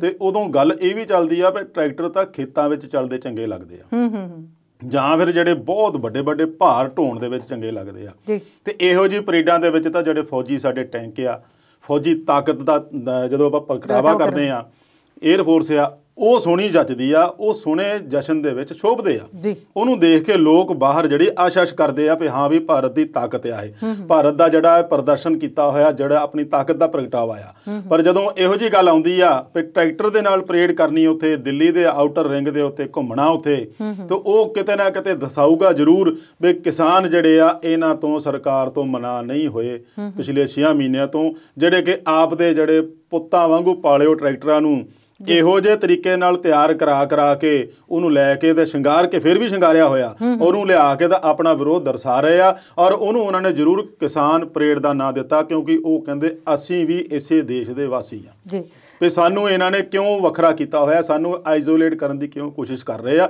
ਅਸੀਂ ਵੀ ਉਹ ਗਣਤੰਤਰ ਦਿਵਸ ਮਨਾ ਸਕਦੇ ਆ। ਚੰਗਾ ਹੁੰਦਾ, ਮੈਂ ਵੀ ਇਹ ਕਹਿਣਾ ਚਾਹੁੰਦਾ, ਚੰਗਾ ਹੁੰਦਾ ਵੀ ਇਹਨਾਂ ਕਿਸਾਨ ਆਗੂਆਂ ਦੇ ਵਿੱਚੋਂ ਹੀ ਕਿਸੇ ਨੂੰ ਮੁੱਖ ਮਹਿਮਾਨ ਦੇ ਤੌਰ ਤੇ ਬੁਲਾ ਲੈਂਦੇ, ਜਾਂ ਉੱਦਾਂ ਹੀ ਬੁਲਾ ਲੈਂਦੇ, ਭਾਈ ਸਾਡੇ ਕੋਲ ਮੰਚ ਤੇ ਆਓ, ਸਾਡੀ ਜਿਹੜੀ ਪਰੇਡ ਤੁਸੀਂ ਅੱਗੇ ਟੀਵੀ ਤੇ ਬੈਠ ਕੇ ਘਰਾਂ 'ਚ ਦੇਖਦੇ ਆ, ਕਿਉਂਕਿ ਆਪਾਂ ਛੋਟੇ ਹੁੰਦਿਆਂ ਤੇ ਦੇਖਦੇ ਆਏ ਆ, ਸਵੇਰੇ 7-8 ਵਜੇ ਚੱਲ ਪੈਂਦਾ ਕੰਮ, ਜੋ ਜਿਹੜੀ ਤੁਸੀਂ ਟੀਵੀ ਤੇ ਬੈਠ ਕੇ ਦੇਖਦੇ ਆ, ਆਓ ਤੁਹਾਨੂੰ ਲਾਈਵ ਉੱਥੇ ਸਾਹਮਣੇ ਬੈਠ ਕੇ ਤੁਹਾਨੂੰ ਪਰੇਡ ਦਿਖਾ ਲਈਏ, ਤਾਂ ਬਹੁਤ ਚੰਗੀ ਗੱਲ ਔਰ ਵਧੀਆ ਇੱਕ ਸਾਜ਼ਗਾਰ ਮਾਹੌਲ ਬਣਦਾ ਸੀ ਜੀ। ਤੇ ਇਸ ਵੇਲੇ ਵਿਚਾਰ ਚਰਚਾ 'ਚ ਅਗਲੇ ਸਵਾਲ ਦਾ ਮਾਹੌਲ ਸਾਜ਼ਗਾਰ ਨਹੀਂ ਹੈ, ਕਿਉਂਕਿ ਵੇਲਾ ਹੈ ਬ੍ਰੇਕ ਦਾ। ਸੋ ਦਰਸ਼ਕਾਂ ਦਾ ਬ੍ਰੇਕ ਤੋਂ ਬਾਅਦ ਫਿਰ ਤੋਂ ਸਵਾਗਤ ਕਰਾਂਗੇ ਇਸ ਪ੍ਰੋਗਰਾਮ 'ਚ।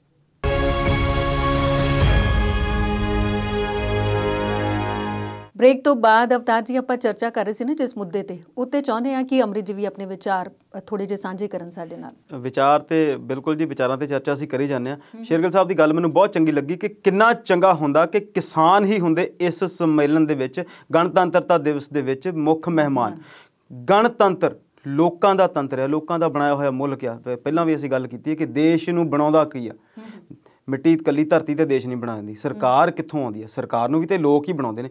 ਜੇ ਲੱਖਾਂ ਲੋਕ ਸਾਡੇ ਉੱਥੇ ਧਰਤੀ ਤੇ ਬੈਠੇ ਨੇ, ਉਹਨਾਂ ਦੀ ਦੇਸ਼, ਉਹਨਾਂ ਦੀ ਰਾਜਧਾਨੀ ਤੋਂ ਬਾਹਰ ਬੈਠੇ ਨੇ, ਇੰਨਾ ਠੰਡ ਦਾ ਮੌਸਮ ਹੈ, ਅਸੀਂ ਉਹਦੇ ਬਾਰੇ ਬਹੁਤ ਵਾਰ ਗੱਲ ਕੀਤੀ, ਤੇ ਸਰਕਾਰ ਨੂੰ ਪਹਿਲੀ ਵਾਰ ਕੋਈ ਮੁੱਖ ਮਹਿਮਾਨ ਨਹੀਂ ਬਣਿਆ। ਇਹ ਬਿਲਕੁਲ ਇਹਨਾਂ ਦੀ ਗੱਲ ਬਹੁਤ ਚੰਗੀ ਆ, ਬਹੁਤ ਵਧੀਆ ਇਹ ਪੁਆਇੰਟ ਆ ਵੀ ਕਿਉਂ ਨਹੀਂ ਇਹਨਾਂ ਕਿਸਾਨਾਂ ਨੂੰ ਹੀ ਉੱਥੇ ਸੱਦ ਲਿਆ ਜਾਂਦਾ, 1 2 5 ਨੂੰ ਕਿਉਂ, ਸਾਰੀਆਂ ਜਥੇਬੰਦੀਆਂ ਦੇ ਮੁਖੀਆਂ ਨੂੰ ਕਹਿੰਦੇ ਕਿ ਤੁਸੀਂ ਆਓ, ਬੈਠੋ ਤੇ ਪਰੇਡ ਦੇਖੋ, ਤਾਂ ਕਿ ਤੁਸੀਂ ਉਹਨਾਂ ਨੂੰ ਫਿਰ ਲੱਗਦਾ ਕਿ ਹਾਂ ਸਰਕਾਰ ਇਹਨਾਂ ਨੂੰ ਬੰਦੇ ਸਮਝਦੀ ਆ ਘੱਟ ਤੋਂ ਘੱਟ। ਪਰ ਜੋ ਸਰਕਾਰ, ਜੇ ਗੱਲ ਉੱਥੇ ਆਉਂਦੀ ਨਾ ਕਿ ਜੇ ਇੱਦਾਂ ਹੁੰਦਾ, ਜੇ ਸਰਕਾਰ ਚੰਗਾ ਹੁੰਦੀ, ਜੇ ਸਰਕਾਰ ਸਿਆਣਾ ਸੋਚਦੀ, ਜੇ ਸਰਕਾਰ ਲੋਕ ਹਿੱਤਾਂ ਦਾ ਸੋਚਦੀ, ਪਰ ਸਰਕਾਰ ਦੀ ਜਿਹੜੀ ਸੋਚ ਆ ਉਹ ਸਿਰਫ ਔਰ ਸਿਰਫ ਉਹਨਾਂ ਕਾਰਪੋਰੇਟਸ ਨਾਲ ਜਾਂ ਉਹਨਾਂ ਲੋਕਾਂ ਨਾਲ ਜੁੜੀ ਹੋਈ ਆ ਜਿੱਥੋਂ ਉਹਨਾਂ ਨੂੰ ਬੈਨੀਫਿਟ ਦੀ ਗੱਲ ਸਮਝ ਲੱਗਦੀ ਹੈ, ਕਿਉਂਕਿ ਉਹਨਾਂ ਨੂੰ ਅੱਜ ਦੇ ਸਮੇਂ ਦੇ ਵਿੱਚ ਲੱਗਦਾ ਕਿ ਵਪਾਰ ਜਿਹੜਾ ਆ ਉਹ ਖੇਤੀ ਨਾਲੋਂ ਵੱਡੀ ਚੀਜ਼ ਹੈ। ਜੇ ਸਰਕਾਰ ਇੱਦਾਂ ਦੀ ਹੁੰਦੀ ਜਿੱਦਾਂ ਦੀ ਅਸੀਂ ਸੋਚਦੇ ਹਾਂ, ਜਿੱਦਾਂ ਦੇ ਆਮ ਲੋਕ ਸੋਚਦੇ ਆ, ਫਿਰ ਇਹ ਪੰਗਾ ਹੀ ਨਾ ਹੁੰਦਾ, ਫਿਰ ਉਹ ਕਰੋਨਾ ਦੇ ਦੌਰਾਨ ਇਹਨਾਂ ਕਾਨੂੰਨਾਂ ਨੂੰ ਬਣਾਉਣ ਦੀ ਤੇ ਕਾਲੀ ਨਾਲ ਪਾਸ ਕਰਨ ਦੀ ਗੱਲ ਵੀ ਨਾ ਕਰਦੀ। ਪਰ ਜਿੱਥੇ ਤੱਕ ਅਸੀਂ ਪਹੁੰਚ ਗਏ ਆ, ਉੱਥੋਂ ਵੀ ਜੇ ਹੁਣ ਵੀ ਇਹ ਵਾਪਸ ਆ ਜਾਣ ਤੇ ਕੋਈ ਗੱਲ ਨਹੀਂ, ਹਾਲੇ ਕੁਝ ਨਹੀਂ, ਬਹੁਤ ਕੁਝ ਨੁਕਸਾਨ ਹੋਇਆ ਇਹਦੇ 'ਚ, ਨਹੀਂ ਆਪਾਂ ਕਹਿ ਸਕਦੇ ਕਿ ਹਾਲੇ ਦਾ ਕੁਝ ਨਹੀਂ ਵਿਗੜਿਆ, ਬਹੁਤ ਕੁਝ ਵਿਗੜਿਆ। ਅਸੀਂ ਅਕਸਰ ਕਹਿੰਦੇ ਹਾਂ ਕਿ ਡੁੱਲੇ ਬੇਰਾਂ ਦਾ ਕੁਝ ਨਹੀਂ ਵਿਗੜਿਆ, ਬਹੁਤ ਕੁਝ ਵਿਗੜ ਚੁੱਕਿਆ, ਪਰ ਹਾਲੇ ਵੀ ਬਹੁਤ ਕੁਝ ਬਚਾਇਆ ਜਾ ਸਕਦਾ ਹੈ। 26 ਤਰੀਕ ਤੋਂ ਪਹਿਲਾਂ ਵੀ ਇਹ ਜਿਹੜਾ ਕੰਮ ਹੈ ਉਹ ਕੀਤਾ ਜਾ ਸਕਦਾ। ਬਿਲਕੁਲ ਜੀ। ਤੇ ਅਵਤਾਰ ਜੀ ਤੁਹਾਡੇ ਵੱਲ ਆਉਂਦੇ ਆ, NIA ਦੇ ਸੰਮਣ ਦੇਣ ਦਾ ਸਿਲਸਿਲਾ ਹੈ, ਇਹ ਸਰਕਾਰ ਦਾ ਹੱਥ ਟੋਖਾ ਬਣ ਕੇ ਕਰ ਰਹੀ ਹੈ ਕਿ ਕੋਈ ਹੋਰ ਵੀ ਵਜ੍ਹਾ ਹੈ ਅਸਲੀਅਤ ਦੇ ਵਿੱਚ ਇਹਦੇ ਪਿੱਛੇ?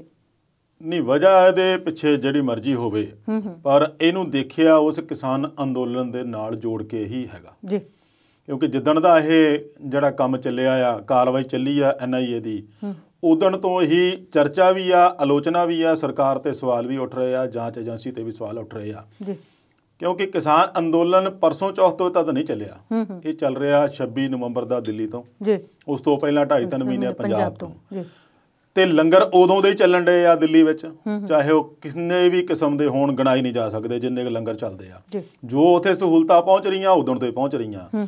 ਸੋ ਹੁਣ ਇੱਕਦਮ ਇਹੋ ਜਿਹੀ ਸਰਕਾਰ ਨੂੰ ਕੀ ਲੋੜ ਪੈ ਗਈ, ਜਾਂ ਜਾਂਚ ਏਜੰਸੀ ਨੂੰ ਇਹੋ ਜਿਹੀ ਕੀ ਸ਼ੱਕ ਪੈ ਗਿਆ ਬਈ ਇੱਥੇ ਜਿਹੜੇ ਆ ਉਹ ਪੈਸੇ ਜਾਂ ਫੰਡਿੰਗ ਹੋਰ ਤਰੀਕੇ ਨਾਲ ਜਾਂ ਗਲਤ ਤਰੀਕੇ ਨਾਲ ਦੇਸ਼ ਨੂੰ ਖਰਾਬ ਕਰਨ ਦੀ ਜਾਂ ਹਿੰਸਕ ਕਾਰਵਾਈਆਂ ਲਈ ਹੋ ਰਹੀ ਆ, ਜਿਹਨੂੰ ਲੈ ਕੇ ਇਹਨਾਂ ਨੇ ਜਿਹੜਾ ਕੇਸ ਪਿਛਲੇ ਸਾਲ ਦਾ ਸੀ ਦਸੰਬਰ ਦਾ, ਉਹਦੇ ਵਿੱਚ ਉਹਦੇ ਨਾਲ ਸੰਬੰਧਿਤ ਬੰਦਿਆਂ ਨੂੰ, ਪੱਤਰਕਾਰ ਵੀ ਆ ਉਹਦੇ ਵਿੱਚ, ਕਿਸਾਨ ਆਗੂ ਵੀ ਆ ਉਹਦੇ ਵਿੱਚ, ਜਿਹੜੇ ਸਮਾਜ ਸੇਵੀ ਜਿਹੜੇ ਸੰਗਠਨ ਆ ਉਹ ਵੀ ਆ, ਉਹਨਾਂ ਦੇ ਆਗੂ ਵੀ ਆ, ਉਹਨਾਂ ਨੂੰ ਸੰਮਣ ਕਰਕੇ ਬੁਲਾਇਆ ਗਿਆ ਹੈ।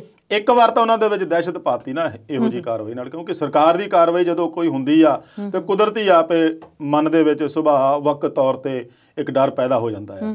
ਪਰ ਇਹਦੇ ਵਿੱਚ ਜੇ ਆਪਾਂ ਦੇਖਿਆ ਜਾਵੇ ਤਾਂ ਨਾਲ ਐਤਕੀ ਇਹਨਾਂ ਨੇ ਖਾਲਸਾ ਏਡ ਨੂੰ ਵੀ ਰਲਾ ਲਿਆ। ਦੁਨੀਆ ਦੀ ਮੰਨੀ ਪਰਵੰਨੀ ਮਨੁੱਖਤਾ ਦੀ ਸੇਵਾ ਵਿੱਚ ਪਿਛਲੇ 20 ਸਾਲਾਂ ਤੋਂ ਲੱਗੀ ਹੋਈ ਖਾਲਸਾ ਏਡ, ਜਿਹਨੂੰ ਇਸ ਤਰੀਕੇ ਨਾਲ ਜਦੋਂ ਸੰਮਣ ਜਾਂ ਕੋਈ ਨੋਟਿਸ ਜਾਰੀ ਹੋਇਆ ਤਾਂ ਇਹਦੀ ਕੱਲੀ ਇੰਡੀਆ ਦੇਸ਼ ਵਿੱਚ, ਭਾਰਤ ਵਿੱਚ ਹੀ ਨਹੀਂ, ਪੂਰੇ ਵਰਲਡ 'ਚ ਇਹਦੀ ਆਲੋਚਨਾ ਵੀ ਹੋਈ ਆ, ਚਰਚਾ ਵੀ ਬਹੁਤ ਹੋਈ ਆ। ਖਾਲਸਾ ਏਡ ਨੇ ਵੀ ਆਪਣੇ ਤੌਰ ਤੇ ਇੱਕ ਪ੍ਰੈਸ ਬਿਆਨ ਜਾਰੀ ਕਰਕੇ ਕੌਮਾਂਤਰੀ ਲੈਵਲ ਤੇ ਇਹਦੀ ਆਵਾਜ਼ ਉਠਾਉਣ ਲਈ ਕਿਹਾ ਗਿਆ ਹੈ। ਹੁਣ ਇਹਦੇ ਵਿੱਚ ਸਵਾਲ ਸਭ ਤੋਂ ਵੱਡਾ ਇਹ ਉੱਠਦਾ ਕਿ ਜਦੋਂ ਤਾਂ ਖਾਲਸਾ ਏਡ ਗੁਜਰਾਤ ਵਿੱਚ ਆਏ ਭੁਚਾਲ 'ਚ ਇੰਨੀ ਵੱਡੀ ਸੇਵਾ ਕਰਕੇ ਆਇਆ, ਉਦੋਂ ਕਿਸੇ ਨੇ ਨਹੀਂ ਪੁੱਛਿਆ ਵੀ ਤੁਹਾਡੇ ਕੋਲ ਪੈਸੇ ਕਿੱਥੋਂ ਆਏ, ਤੁਸੀਂ ਆਹ ਚੀਜ਼ਾਂ ਲਿਆ ਕੇ ਜਿਹੜੀਆਂ ਪੀੜਤਾਂ ਨੂੰ ਦਿੱਤੀਆਂ ਆ, ਉੱਥੇ ਰਾਹਤ ਕਾਰਜਾਂ ਵਿੱਚ ਲਾਈਆਂ ਆ, ਇਹ ਤੁਸੀਂ ਕਿੱਥੋਂ ਲਿਆਂਦੀਆਂ, ਕਿਸੇ ਨੇ ਨਹੀਂ ਪੁੱਛਿਆ। ਸੀਰੀਆ ਦੇ ਵਿੱਚ ਵਰਦੇ ਬੰਬਾਂ 'ਚ ਜਾ ਕੇ ਇਹ ਉੱਥੇ ਲੋਕਾਂ ਦੀ ਸੇਵਾ ਕਰਦੇ ਸੀਗੇ, ਇਰਾਕ 'ਚ ਸੇਵਾ ਕਰਦੇ ਸੀਗੇ, ਕੇਰਲ 'ਚ ਕਹਿਰ ਦਾ ਹੜ੍ਹ ਆਇਆ ਸੀਗਾ ਜਿੱਥੇ ਸਭ ਤੋਂ ਪਹਿਲਾਂ ਖਾਲਸਾ ਏਡ ਦੇ ਸਿਪਾਹੀ ਪਹੁੰਚ ਗਏ ਸੀਗੇ, ਔਰ ਉਹਦੀ ਇਹੀ ਸਰਕਾਰ ਤਾਰੀਫਾਂ ਕਰਨੋਂ ਨਹੀਂ ਸੀ ਹਟਦੀ। ਤੇ ਉਹੀ ਸਰਕਾਰ ਨੂੰ ਹੁਣ ਇਹ ਇੱਦਾਂ ਦੀ ਤਬਦੀਲੀ ਕਿੱਥੋਂ ਆ ਗਈ, ਇਹ ਸਮਝ ਤੋਂ ਪਰੇ ਆ। ਹਰੇਕ ਦੁੱਖ ਤਕਲੀਫ ਦੇ ਵਿੱਚ, ਹਰੇਕ ਰਾਹਤ ਕਾਰਜਾਂ ਦੇ ਵਿੱਚ, ਹਰੇਕ ਕੁਦਰਤੀ ਆਫਤ ਦੇ ਵਿੱਚ ਸਭ ਤੋਂ ਅੱਗੇ ਰਹਿਣ ਵਾਲੀ ਖਾਲਸਾ ਏਡ ਨੂੰ ਜਦੋਂ ਨਿਸ਼ਾਨਾ ਬਣਾਇਆ ਜਾਂਦਾ ਆ ਤਾਂ ਫਿਰ ਉਹਦੇ ਵਿੱਚ ਲੱਗਦਾ ਵੀ ਇਹਦੇ 'ਚ ਕੁਛ ਨਾ ਕੁਛ ਜ਼ਰੂਰ ਦਾਲ 'ਚ ਕਾਲਾ ਹੈ। ਚਾਹੇ ਕਾਲੀ ਦਾਲ ਪੂਰੀ ਕਹਿ ਲਈਏ, ਪਰ ਫਿਲਹਾਲ ਦਾਲ 'ਚ ਕਾਲਾ ਤਾਂ ਹੀ ਲੱਗਣ ਲੱਗ ਪਿਆ। ਜਿੱਥੋਂ ਤੱਕ ਉਹਨਾਂ ਦੇ ਜਿਹੜੇ ਹੋਰਨਾਂ ਆਗੂਆਂ ਨੂੰ ਬੁਲਾਉਣਾ, ਹੁਣ ਜਿਹੜੀ ਮਨੁੱਖਤਾ ਦੀ ਸੇਵਾ ਇੱਕ ਜਥੇਬੰਦੀ ਕਰਦੀ ਆ ਕੋਈ ਵੀ, ਚਾਹੇ NGO ਆ, ਜਦੋਂ ਤੋਂ ਕਰੋਨਾ ਕਾਰਜਾਂ ਦੇ ਵਿੱਚ ਆਪਣੇ ਦੇਸ਼ ਦੇ ਭੁੱਖੇ ਬੈਠੇ ਬੇਰੁਜ਼ਗਾਰ ਹੋਏ ਲੋਕਾਂ ਦੇ ਢਿੱਡ ਭਰਦੀ ਰਹੀ, ਬੇਤਹਾਸ਼ਾ ਲੰਗਰ ਚਲਾਇਆ, ਲੋਕਾਂ ਨੇ ਉਹਨਾਂ ਨੂੰ ਕਿਹਾ ਵੀ ਬਈ ਹਾਲੇ ਰੱਜਿਓ ਆ, ਹੋਰ ਨਾ ਦਿਓ, ਉਹਨਾਂ ਕੋਲ ਰਾਸ਼ਨ ਅਜੇ ਮੁੱਕਾ ਨਹੀਂ, ਹਜੇ ਤਾਂ ਦਿਨ 15 ਦਿਨ 20 ਦਿਨ ਹੀ ਹੋਈ ਸੀ ਲੋਕਡਾਊਨ ਹੋਏ ਨੂੰ, ਰੋਜ਼ਗਾਰ ਖਤਮ ਹੋਇਆ ਨੂੰ। ਪਰ ਇਹ ਕੌਮ ਜਿਹੜੀ ਆ ਇਹ ਇਹੋ ਜਿਹਾ ਜਜ਼ਬਾ ਰੱਖਦੀ ਆ ਵੀ ਰੱਜਿਆਂ ਨੂੰ ਵੀ ਰਜਾ ਸਕਦੀ, ਜੇ ਭੁੱਖਿਆਂ ਨੂੰ ਤਾਂ ਰਜਾਉਣਾ ਆ। ਇਹਨਾਂ ਨੇ ਆਪਣੀ ਲੰਗਰ ਦੀ ਸੇਵਾ, ਕੱਪੜੇ ਵੰਡਣ ਦੀ ਸੇਵਾ, ਹਰੇਕ ਤਰ੍ਹਾਂ ਦੀ ਸੇਵਾ ਬੰਦ ਨਹੀਂ ਕੀਤੀ ਸੀਗੀ। ਔਰ ਇਹਦੀ ਤਾਰੀਫ, ਜੇ ਮੈਂ ਗਲਤ ਨਾ ਹੋਵਾਂ ਤਾਂ ਕਈ ਵਾਰੀ ਪ੍ਰਧਾਨ ਮੰਤਰੀ ਸਾਹਿਬ ਖੁਦ ਵੀ ਕਰ ਚੁੱਕੇ ਸੀਗੇ ਵੀ ਪੰਜਾਬੀਆਂ ਵਾਲਾ ਜਜ਼ਬਾ ਕਿਤੇ ਨਹੀਂ ਹੋ ਸਕਦਾ, ਵੀ ਇਹਨਾਂ ਨੇ ਸਾਡੇ ਦੇਸ਼ ਦਾ ਜਿਹੜਾ ਇਹੋ ਜਿਹੇ ਕਰੋਨਾ ਮਹਾਮਾਰੀ ਦੇ ਸੰਕਟ ਵਿੱਚ ਵੀ ਸਾਨੂੰ ਮਹਿਸੂਸ ਨਹੀਂ ਹੋਣ ਦਿੱਤਾ ਵੀ ਸਾਡੇ ਦੇਸ਼ ਵਾਸੀ ਕਿਤੇ ਭੁੱਖੇ ਨਾ ਸੁੱਤੇ ਹੋਣ। ਉਹੀ ਮਨੁੱਖਤਾ ਦੀ ਸੇਵਾ ਕਰਨ ਵਾਲੀਆਂ NGOs ਨੂੰ ਜਦੋਂ ਇਹੋ ਜਿਹੇ ਨੋਟਿਸ ਆ ਜਾਂਦੇ ਆ ਜਾਂ ਇਹੋ ਜਿਹੇ ਸੰਮਣ ਆ ਜਾਂਦੇ ਆ ਤਾਂ ਫਿਰ ਆਪਣੇ ਆਪ 'ਚ ਲੱਗਦਾ ਵੀ ਹੁਣ ਤਾਂ ਲੰਗਰ ਛਕਾਉਣ 'ਤੇ ਵੀ ਦੇਸ਼ ਧਰੋਹ ਦਾ ਮਾਮਲਾ ਦਰਜ ਹੋ ਸਕਦਾ। ਕਿਉਂਕਿ ਆਮ ਜਦੋਂ ਹੁਣ ਸੋਸ਼ਲ ਮੀਡੀਆ ਤੇ ਤੁਸੀਂ ਕਿਤੇ ਵੀ ਪੋਸਟਾਂ ਪੜ੍ਹ ਲਓ, ਜੇ ਆਲੋਚਨਾ ਹੁੰਦੀ ਹੈ ਤਾਂ ਇਹੋ ਜਿਹੇ ਦਲੀਲਾਂ ਵੀ ਦਿੱਤੀਆਂ ਜਾਂਦੀਆਂ ਵੀ ਯਾਰ ਪਹਿਲੀ ਵਾਰੀ ਜ਼ਿੰਦਗੀ 'ਚ ਇਹ ਸੁਣਿਆ ਦੇਖਿਆ ਗਿਆ ਵੀ ਲੰਗਰ ਛਕਾਉਣ ਦੇ ਜਿਹੜੇ ਮਨੁੱਖਤਾ ਦਾ ਕਾਰਜ ਆ, ਜਿਹੜੀ ਕਿ ਸਾਡੇ ਗੁਰੂ ਸਾਹਿਬਾਨ ਤੋਂ ਚੱਲੀ ਆਉਣ ਦੀ ਰੀਤ ਆ, ਰਵਾਇਤ ਆ, ਜਿੱਥੇ ਕਿਸੇ ਦੀ ਕੋਈ ਕਾਸਟ, ਬਰੀਡ, ਧਰਮ, ਜਾਤ ਕੁਛ ਵੀ ਨਹੀਂ ਦੇਖਿਆ ਜਾਂਦਾ, ਜਿਹੜਾ ਮਰਜ਼ੀ ਆ ਕੇ ਲੰਗਰ ਛਕ ਜਾਵੇ। ਜੇ ਉਹ ਛਕਾਉਣ 'ਤੇ ਵੀ ਇਹੋ ਜਿਹੀ ਕਾਰਵਾਈ ਸਰਕਾਰ ਕਰਦੀ ਆ, ਉੱਥੇ ਵੀ ਦੇਸ਼ ਧਰੋਹੀ ਦੇ ਮਾਮਲੇ ਦੇ ਵਿੱਚ ਉਹਨਾਂ ਨੂੰ ਸੰਮਣ ਤਲਬ ਕਰਦੀ ਆ, ਤਾਂ ਫਿਰ ਉਹਦੇ ਨਾਲ ਦੀ ਫਿਰ ਆਲੋਚਨਾ ਤੋਂ ਘੱਟ ਨਹੀਂ ਹੋ ਸਕਦੀ ਆ। ਇਹ ਆਪਣੇ ਆਪ 'ਚ ਲੱਗਦਾ ਵੀ ਕਿਸਾਨੀ ਅੰਦੋਲਨ ਨੂੰ ਦਬਾਉਣ ਦੀ ਇਹਨਾਂ ਦਾ ਜਿੰਨਾ ਵੀ ਹੱਥਕੰਡਾ ਹੋਰ ਤੱਕ ਵਰਤਿਆ ਗਿਆ ਸੀ, ਉਹਦੇ ਤੋਂ ਸਭ ਤੋਂ ਉੱਪਰ, ਸਭ ਤੋਂ ਵੱਡਾ ਹੱਥਕੰਡਾ ਇਹੀ ਹੈ ਜੀ। ਤੇ ਸ਼ਰਮਾ ਜੀ, ਤੁਹਾਡੇ ਵੱਲ ਆਵਾਂਗੇ। ਇੱਕ ਆਗੂ ਨੇ ਕਿਹਾ ਕਿ ਜਿਨ੍ਹਾਂ ਨੂੰ ਸੰਮਣ ਮਿਲ ਰਿਹਾ ਉਹਨਾਂ ਨੂੰ ਪੇਸ਼ ਹੋਣ ਦੀ ਲੋੜ ਨਹੀਂ, ਇਹ ਕਿੱਥੋਂ ਤੱਕ ਠੀਕ ਹੈ? ਦੇਖੋ ਜੀ, ਜਿੱਦਾਂ ਸ਼ੇਰਗਿੱਲ ਸਾਹਿਬ ਨੇ ਦੱਸਿਆ ਕਿ ਇਹ ਜਿਹੜੀਆਂ ਏਜੰਸੀਆਂ ਨੇ, ਜਿੰਨੀਆਂ ਵੀ ਵੱਖ-ਵੱਖ ਟਾਈਮ 'ਤੇ ਕੰਮ ਕਰਦੀਆਂ ਨੇ, ਸਰਕਾਰ ਦੀਆਂ ਹੀ ਏਜੰਸੀਆਂ ਨੇ। ਕੰਮ ਉਹਨਾਂ ਦੇ ਕਰਨ ਦੇ ਤਰੀਕੇ ਜਾਂ ਜਿਹੜੇ ਉਹਨਾਂ ਨੂੰ ਸੰਵਿਧਾਨ ਮਿਲੇ ਹੋਏ ਨੇ, ਜਿਹੜੇ ਉਹਨਾਂ ਕੋਲ ਰੋਸਟਰ ਲਿਖੇ ਹੋਏ ਨੇ ਜਿਹਦੇ ਅਧੀਨ ਉਹਨਾਂ ਨੇ ਕੰਮ ਕਰਨਾ, ਜਿਹੜੇ ਉਹਨਾਂ ਦੇ ਨਿਯਮਾਂ ਦੇ ਰਜਿਸਟਰ ਨੇ, ਉਹ ਤਾਂ ਕੁਝ ਹੋਰ ਕਹਿੰਦੇ ਨੇ। ਉਹਨਾਂ ਨਿਯਮਾਂ ਦੇ ਅਧੀਨ ਕੰਮ ਹੋਣਾ ਵੀ ਚਾਹੀਦਾ। ਜੇ ਨੈਸ਼ਨਲ ਇਨਵੈਸਟੀਗੇਸ਼ਨ ਏਜੰਸੀ ਕੋਈ ਕੰਮ ਕਰਦੀ ਆ, ਜੇ ਉਹਨਾਂ ਨੇ ਕੋਈ ਗੱਲ ਕਿਸੇ ਦੀ ਛਾਣਬੀਣ ਕਰਨੀ ਆ, ਜੇ ਉਹਨਾਂ ਨੂੰ ਕਿਤੇ ਕਿਸੇ ਬੁਰੀ ਗੱਲ ਦੀ ਕੰਸੋ ਆਉਂਦੀ ਆ, ਤੇ ਉਹ ਜਾਣਕਾਰੀ ਜਿਹੜੀ ਛਾਣਬੀਣ ਆ ਉਹ ਕਰ ਸਕਦੇ ਨੇ। ਪਰ ਗੱਲ ਇਹ ਆ ਕਿ ਇੱਥੇ ਇਹ ਨਜ਼ਰ ਆਉਂਦਾ ਆ ਕਿ ਉਹ ਜਿਹੜਾ ਉਹਨਾਂ ਦਾ ਜਿਹੜਾ ਕੰਮ ਕਰਨ ਦਾ ਸਮਾਂ ਆ ਨਾ, ਉਹ ਠੀਕ ਨਹੀਂ। ਉਹਦੇ ਵਿੱਚ ਕਿਤੇ ਨਾ ਕਿਤੇ ਉਹਨਾਂ ਨੂੰ ਜਿੰਨੀ ਕੁ ਇਹਨਾਂ ਕੰਮਾਂ ਦੇ ਵਿੱਚ ਗਲਤ ਨਜ਼ਰ ਗੱਲ ਆਉਂਦੀ ਆ, ਉਹਦੇ ਵਿੱਚ ਉਹਨਾਂ ਦੇ ਕੰਮ ਕਰਨ ਦਾ ਸਮਾਂ ਵੀ ਜਿਹੜਾ ਆ ਉਹ ਗਲਤ ਆ। ਵੈਸੇ ਤਾਂ ਅਸੀਂ ਅਕਸਰ ਕਹਿੰਦੇ ਆ ਕਿ ਸਰਕਾਰ ਬਹੁਤ ਵਾਰ ਗਲਤੀਆਂ ਕਰਦੀ ਆ, ਪਰ ਇਹ ਸਰਕਾਰ ਦੀ ਜਿਹੜੀ ਗਲਤੀ ਆ ਉਹ ਗਲਤ ਸਮੇਂ 'ਤੇ ਕੀਤੀ ਹੋਈ ਗਲਤੀ ਆ। ਕਈ ਵਾਰ ਤੁਹਾਡੀ ਗਲਤੀ ਹੋ ਸਕਦੀ ਆ, ਤੁਸੀਂ ਕੁਝ ਕੰਮ ਗਲਤ ਕਰੋ, ਪਰ ਜਦੋਂ ਤੁਸੀਂ ਉਹਦੇ ਲਈ ਸਮਾਂ ਵੀ ਗਲਤ ਚੁਣਦੇ ਆ। ਅਸੀਂ ਆਪਣੇ ਪ੍ਰੋਗਰਾਮ ਵਿੱਚ ਵੱਖ-ਵੱਖ ਟਾਈਮ 'ਤੇ ਕਹਿੰਦੇ ਰਹੇ, ਇਹੀ ਪਾਰਟੀ BJP ਜਦੋਂ ਪਿਛਲੀ ਸਰਕਾਰ ਸੀ, ਜਦੋਂ CBI ਕੁਝ ਕੰਮ ਕਰਦੀ ਸੀ ਤਾਂ ਇਹ ਕਹਿੰਦੇ ਸੀ ਕਿ CBI ਜਿਹੜਾ ਆ ਉਹ PM ਹਾਊਸ ਦਾ ਤੋਤਾ ਆ, ਹੈ ਨਾ ਜੀ। ਤੇ ਹੋਰ ਵੀ ਬਹੁਤ ਸਾਰੇ ਨਾਵਾਂ ਨਾਲ ਅਸੀਂ ਆਪਣੀਆਂ ਏਜੰਸੀਆਂ ਦੇ ਨਾਮ ਸੁਣਦੇ ਹਾਂ। ਸੁਪਰੀਮ ਕੋਰਟ ਦੇ ਵਿੱਚ ਵੀ ਅਸੀਂ ਕਿਹੋ ਜਿਹੀਆਂ ਕਈ ਵਾਰੀ ਗੱਲਾਂ ਸੁਣੀਆਂ ਵੱਖ-ਵੱਖ ਕੇਸਿਸ ਦੇ ਦੌਰਾਨ ਕਿ ਜਿਹੜੀ CBI ਆ ਜਾਂ ਇਨਫੋਰਸਮੈਂਟ ED ਆ ਜਾਂ ਹੁਣ NIA ਆ ਜਾਂ ਹੋਰ ਵੱਖੋ ਵੱਖਰੀਆਂ ਜਿਹੜੀਆਂ ਏਜੰਸੀਆਂ ਆ, ਸਟੇਟ ਦੀਆਂ ਵੀ ਇੱਦਾਂ ਹੀ ਨੇ, ਉਹ ਇਹੋ ਜਿਹੇ ਜਿਹੜੇ ਕੰਮ ਕਰਦੀਆਂ ਨੇ, ਉਹਨਾਂ ਦਾ ਜਿਹੜਾ ਸਮਾਂ ਆ ਉਹ ਗਲਤ ਆ। ਹਾਂ, ਜਿਹੜੀ ਤੁਸੀਂ ਗੱਲ ਕੀਤੀ ਆ ਕਿ ਜਿਹੜੇ ਬੰਦੇ ਉੱਥੇ ਕਹਿੰਦੇ ਨੇ, ਕਿਸੇ ਆਗੂ ਨੇ ਕਿਹਾ ਕਿ ਉਹ ਪੇਸ਼ ਨਹੀਂ ਹੋਣਾ ਚਾਹੀਦਾ, ਇਹ ਉਹਨਾਂ ਦਾ ਨਿੱਜੀ ਵਿਚਾਰ ਹੋ ਸਕਦਾ, ਪਰ ਮੈਨੂੰ ਇੱਦਾਂ ਲੱਗਦਾ ਕਿ ਜੇ ਤੁਹਾਨੂੰ ਕੋਈ ਏਜੰਸੀ ਸੱਦ ਰਹੀ ਆ ਤੇ ਤੁਸੀਂ ਉੱਥੇ ਜਾ ਕੇ ਆਪਣਾ ਪੱਖ ਤੇ ਰੱਖ ਦਿਓ ਜੀ, ਰੱਖਣਾ ਚਾਹੀਦਾ ਆਪਣਾ ਪੱਖ। ਤੇ ਜਿਹੜੀ ਖਾਲਸਾ ਏਡ ਵਾਲੀ ਇਹਨਾਂ ਨੇ ਗੱਲ ਦੱਸੀ ਆ, ਉਹ ਏਡੇ ਸ਼ਾਨਦਾਰ ਤਰੀਕੇ ਨਾਲ ਉਹ ਆਪਣਾ ਕੰਮ ਕਰਦੇ ਨੇ, ਇੰਨਾ ਵੱਡਾ ਉਹਨਾਂ ਦਾ ਇਤਿਹਾਸ ਆ, ਭਾਵੇਂ ਉਹਨਾਂ ਦੇ ਸਾਲ ਥੋੜ੍ਹੇ ਹੀ ਨੇ ਪਰ ਉਹਨਾਂ ਦੇ ਜਿਹੜੇ ਕੰਮ ਨੇ ਉਹ ਸਾਲਾਂ ਨਾਲੋਂ ਵੱਡੇ ਨੇ। ਹਰ ਕੁਦਰਤੀ ਔਕੜ ਦੇ ਸਮੇਂ 'ਤੇ ਉਹਨਾਂ ਨੇ ਕੰਮ ਕੀਤਾ। ਸ਼ੇਰਗਿੱਲ ਸਾਹਿਬ ਵੀ ਦੱਸ ਰਿਹਾ ਸੀ ਕਿ ਉਹਨਾਂ ਨੂੰ ਨੋਬਲ ਪੁਰਸਕਾਰ ਮਿਲਣ ਲਈ ਵੀ ਕਈ ਸਰਕਾਰਾਂ ਚਾਹੁੰਦੀਆਂ ਨੇ, ਇਕੱਲੀ ਭਾਰਤ ਸਰਕਾਰ ਨੇ ਤਾਂ ਪਤਾ ਨਹੀਂ ਕੀ ਕਰਨਾ ਕੀ ਨਹੀਂ ਸੋਚਿਆ, UK ਤੋਂ ਸ਼ਾਇਦ ਉਹ ਰਜਿਸਟਰਡ ਨੇ, ਤੇ ਉਹ ਕਈ ਸਰਕਾਰਾਂ ਦੇ MP ਚਾਹੁੰਦੇ ਨੇ ਕਿ ਉਹਨਾਂ ਉਸ ਏਜੰਸੀ ਨੂੰ, ਉਸ ਸੰਸਥਾ ਨੂੰ ਨੋਬਲ ਪੀਸ ਪੁਰਸਕਾਰ ਲਈ ਅਸੀਂ ਚੁਣੀਏ, ਨੋਮੀਨੇਸ਼ਨ ਜਿਹੜਾ ਉਹਦਾ ਭੇਜੀਏ। ਤੇ ਸਾਡੀ ਸਰਕਾਰ ਉਸ ਸੰਸਥਾ ਨੂੰ NIA ਵੱਲੋਂ ਜਦੋਂ ਨੋਟਿਸ ਭੇਜਦੀ ਆ ਤੇ ਉਹ ਬਹੁਤ ਹੀ ਮੰਦਭਾਗੀ ਗੱਲ ਆ। ਮੈਂ ਆਪਣੇ ਹੀ ਪ੍ਰੋਗਰਾਮ 'ਚ ਪਹਿਲਾਂ ਵੀ ਇੱਕ ਵਾਰ ਗੱਲ ਕੀਤੀ ਸੀ ਕਿ ਜੇ ਪੰਜਾਬ ਦੇ ਵਿੱਚ ਤੁਸੀਂ ਫੰਡਿੰਗ ਦੀ ਗੱਲ ਨੂੰ ਸਮਝਣਾ ਆ, ਫਿਰ ਤੁਹਾਨੂੰ ਇੱਕ ਵਾਰੀ ਹਫ਼ਤੇ ਖੰਡ ਲਈ ਪੰਜਾਬ ਵਿਜ਼ਿਟ ਜ਼ਰੂਰ ਕਰਨਾ ਚਾਹੀਦਾ। ਜਿੰਨੇ ਲੰਗਰ, ਜਿੰਨੀਆਂ ਗਰਮੀਆਂ 'ਚ ਛਬੀਲਾਂ ਤੇ ਜਿੰਨੇ ਹੋਰ ਚੰਗੇ ਕੰਮ ਲੋਕ ਇੱਥੇ ਵੱਧ ਚੜ੍ਹ ਕੇ ਕਰਦੇ ਨੇ, ਉੱਥੇ ਉਹ ਪੈਸੇ ਕਿੱਥੋਂ ਆਉਣੇ ਨੇ ਇਹ ਗੱਲ ਮੈਂ ਨਹੀਂ ਰਹਿੰਦੀ, ਉਹ ਬਹੁਤ ਛੋਟੀ ਗੱਲ ਹੋ ਜਾਂਦੀ ਹੈ। ਮੈਨੂੰ ਬਹੁਤ ਬਾਕੀ ਸੁਸਾਇਟੀਆਂ ਦਾ ਨਹੀਂ ਪਤਾ, ਪਰ ਸਾਡੇ ਸਮਾਜ ਦੇ ਵਿੱਚ ਜਿਹੜੀ ਫੰਡਿੰਗ ਆ ਉਹ ਬਹੁਤ ਨਿਗੁਣੀ ਚੀਜ਼ ਆ, ਇਹ ਬਹੁਤ ਛੇਤੀ ਇਕੱਠੇ ਹੋ ਜਾਂਦੇ ਨੇ। ਸਾਡੇ ਵਿੱਚ ਇੱਕ ਜਜ਼ਬਾ ਆ ਪੰਜਾਬੀਆਂ ਦੇ ਵਿੱਚ, ਹਰੇਕ ਬੰਦੇ ਦਾ ਇੱਕ ਕਰਮ ਬਣਿਆ ਹੁੰਦਾ, ਇੱਕ ਫਰਜ਼ ਬਣਿਆ ਹੁੰਦਾ ਵੀ ਦਸਵੰਧ ਕੱਢਣਾ ਹੀ ਕੱਢਣਾ। ਉਹ ਦਸਵੰਧ ਕੱਢਣ ਦੇ ਵਿੱਚ ਹਰੇਕ ਥਾਂ ਤੇ ਪਹੁੰਚਾਉਂਦੇ ਆ, ਚਾਹੇ ਉਹ ਗੁਰਦੁਆਰਾ ਦੇਣ, ਚਾਹੇ ਕਿਸੇ ਲੋੜਵੰਦਾਂ ਨੂੰ ਦੇਣ, ਚਾਹੇ ਗਰੀਬ ਨੂੰ ਪਹੁੰਚਾਉਣ। ਜਦੋਂ ਹੁਣ ਇਹੋ ਜਿਹਾ ਇੱਕ ਕੁੰਭ ਚੱਲਣ ਡਿਆ, ਦੇਖੋ ਮੈਂ ਕੁੰਭ ਦਾ ਨਾਂ ਤਾਂ ਲਿਆ ਕਿਉਂਕਿ ਕੁੰਭ ਨਾਲੋਂ ਘੱਟ ਨਹੀਂ ਹੈਗਾ, ਉੱਥੇ ਦੁਨੀਆ ਪਤਾ ਨਹੀਂ ਕਿੰਨੀ ਕੁ ਦੂਰੋਂ ਆਉਣ ਦਾ ਲੋਚਦੀ ਵੀ ਆ, ਪਹੁੰਚ ਰਹੀ ਵੀ ਆ। ਇਹੋ ਜਿਹਾ ਕੁੰਭ ਚੱਲਣ ਡਿਆ ਤਾਂ ਉੱਥੇ ਤਾਂ ਦੁਨੀਆ ਦਾ ਹਰ ਸ਼ਖਸ, ਹਰ ਪੰਜਾਬੀ ਨਾ ਵੀ ਹੋਵੇ ਨਾ, ਜਿਹੜਾ ਕਿਸਾਨਾਂ ਨੂੰ ਮੰਨਦਾ ਵੀ ਮੇਰੀ ਰੋਟੀ ਰੋਜ਼ੀ ਇਹਦੇ ਤੋਂ ਹੀ ਚੱਲਣੀ ਆ, ਉਹ ਆਪਣੇ ਵਿੱਚੋਂ ਹਰ 10 ਰੁਪਏ ਦੇਣ ਦੀ ਕੋਸ਼ਿਸ਼ ਕਰਦਾ ਹੀ ਕਰਦਾ ਆ, ਔਰ ਉਹਦੇ ਰਾਹੀਂ ਹੀ ਪੈਸੇ ਪਹੁੰਚਾਉਂਦਾ ਆ ਵੀ ਮੇਰੇ ਕਿਸੇ ਚੰਗੇ ਲੇਖੇ ਲੱਗ ਜਾਣ।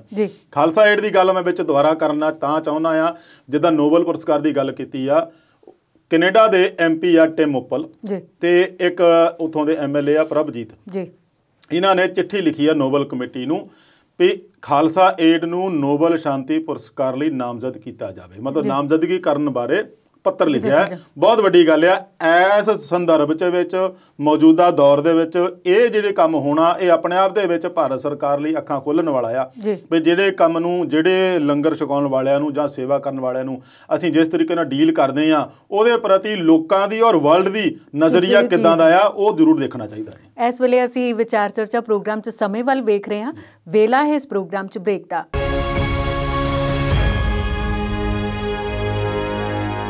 ਵਕਫੇ ਤੋਂ ਬਾਅਦ ਵਿਚਾਰ ਚਰਚਾ ਪ੍ਰੋਗਰਾਮ 'ਚ ਫਿਰ ਤੋਂ ਸਵਾਗਤ। ਤੇ ਅਵਤਾਰ ਜੀ, ਤੁਹਾਡੇ ਵੱਲ ਹੀ ਆਵਾਂਗੇ। ਕਿਸਾਨ ਮੋਰਚੇ 'ਚ ਕਹਿੰਦੇ ਕਿਤੇ ਥੋੜੀ ਜੀ ਆਪਸੀ ਅਣਬਣ ਹੈ, ਇਹ ਕਿਉਂ ਅਣਬਣ ਹੋ ਰਹੀ ਹੈ? ਇਹਦਾ ਰੌਲਾ ਪੈ ਰਿਹਾ ਜੀ, ਦੋਸ਼ ਲੱਗ ਰਿਹਾ ਹਰਿਆਣੇ ਦੇ ਚੋਟੀ ਦੇ ਕਿਸਾਨ ਆਗੂ ਆ, ਜਿਨ੍ਹਾਂ ਨੇ ਸ਼ੁਰੂ ਤੋਂ ਲੈ ਕੇ ਹੁਣ ਤੱਕ ਪੰਜਾਬ ਦੇ ਕਿਸਾਨਾਂ ਦੀ ਬੇਹੱਦ ਜ਼ਿਆਦਾ ਮਦਦ ਕੀਤੀ ਆ, ਔਰ ਉਹਨਾਂ ਦੇ ਨਾਲ ਹੁਣ ਤੱਕ ਜੋ ਵੀ ਸੰਭਵ ਹੋ ਸਕਿਆ ਉਹਨਾਂ ਤੇ ਹੁਣ ਦੋਸ਼ ਲੱਗ ਰਿਹਾ। ਦੋਸ਼ ਕਿਸ ਹੱਦ ਤੱਕ ਸਹੀ ਆ, ਝੂਠ ਆ, ਗਲਤ ਆ, ਇਹ ਤਾਂ ਪਤਾ ਨਹੀਂ ਇਸ ਬਾਰੇ, ਪਰ ਉਹਨਾਂ ਤੇ ਲੱਗ ਰਿਹਾ ਸੀਗਾ ਵੀ ਇਹਨਾਂ ਨੇ ਸਿਆਸੀ ਆਗੂਆਂ ਦੇ ਨਾਲ ਮੀਟਿੰਗ ਕੀਤੀ ਆ। ਕੁਛ ਹੱਦ ਤੱਕ ਹਰਿਆਣਾ ਸਰਕਾਰ ਨੂੰ ਡੇਗਣ ਦੀ ਗੱਲ ਵੀ ਵਿੱਚ ਚੱਲ ਰਹੀ ਆ, ਕੁਛ ਹੱਦ ਤੱਕ ਸੀਟ ਲੈਣ ਦੀ ਗੱਲ ਵੀ ਚੱਲ ਰਹੀ ਆ। ਇਹ ਹਲੇ ਰੋਲ ਘਚੋਲਾ ਹੀ ਆ। ਹਜੇ ਉਹਨਾਂ ਨੇ, ਕਿਸਾਨਾਂ ਨੇ ਕੀ ਕੀਤਾ ਆ, 7 ਮੈਂਬਰੀ ਕਮੇਟੀ ਬਣਾਤੀ ਆ ਇਹਦੀ ਪੜਤਾਲ ਕਰਨ ਲਈ। ਉਹ ਫਿਰ ਉਹਨਾਂ ਨਾਲ ਗੱਲ ਕਰਨਗੇ, ਵਿੱਚੋਂ ਕੀ ਨਿਕਲਦਾ ਉਹ ਤੋਂ ਜਵਾਬ ਲੈਣਗੇ, ਸਵਾਲ ਕਰਨਗੇ ਵੀ ਤੁਸੀਂ ਇਹ ਕਿਉਂ ਕੀਤਾ, ਕਿਉਂਕਿ ਸ਼ੁਰੂ ਤੋਂ ਸਿਆਸਤ ਤੋਂ ਨਿਰੋਲ ਰਿਹਾ ਕਿਸਾਨ ਅੰਦੋਲਨ।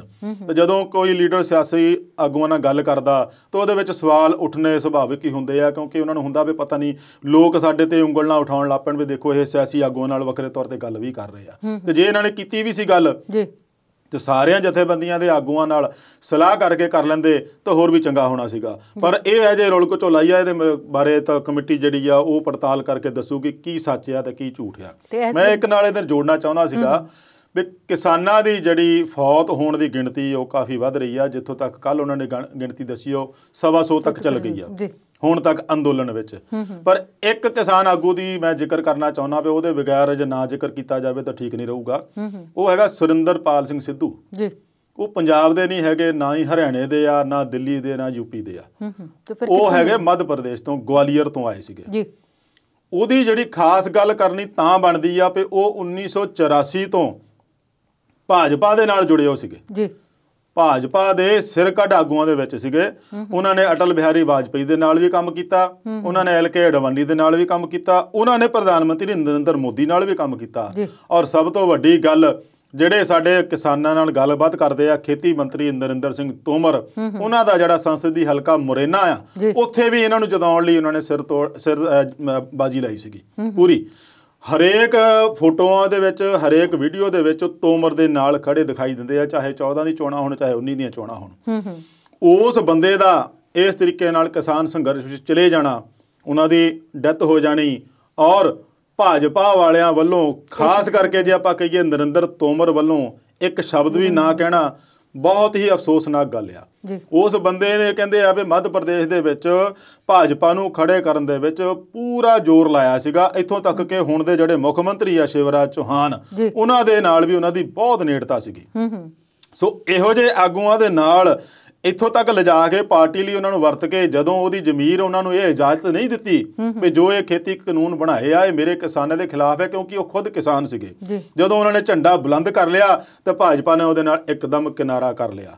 ਤੇ ਹੁਣ ਜਾਂ ਤਾਂ ਫਿਰ ਤੋਮਰ ਸਾਹਿਬ ਸਾਫ਼ ਕਹਿਣ ਵੀ ਉਹ ਖਾਲਿਸਤਾਨੀ ਸੀਗਾ ਤਾਂ ਮੈਂ ਛੱਡਤਾ, ਤੇ ਜਾਂ ਸਾਫ਼ ਕਹਿਣ ਵੀ ਉਹਨਾਂ ਨਾਲ ਸਾਡਾ ਕੋਈ ਸੰਬੰਧ ਨਹੀਂ ਸੀ।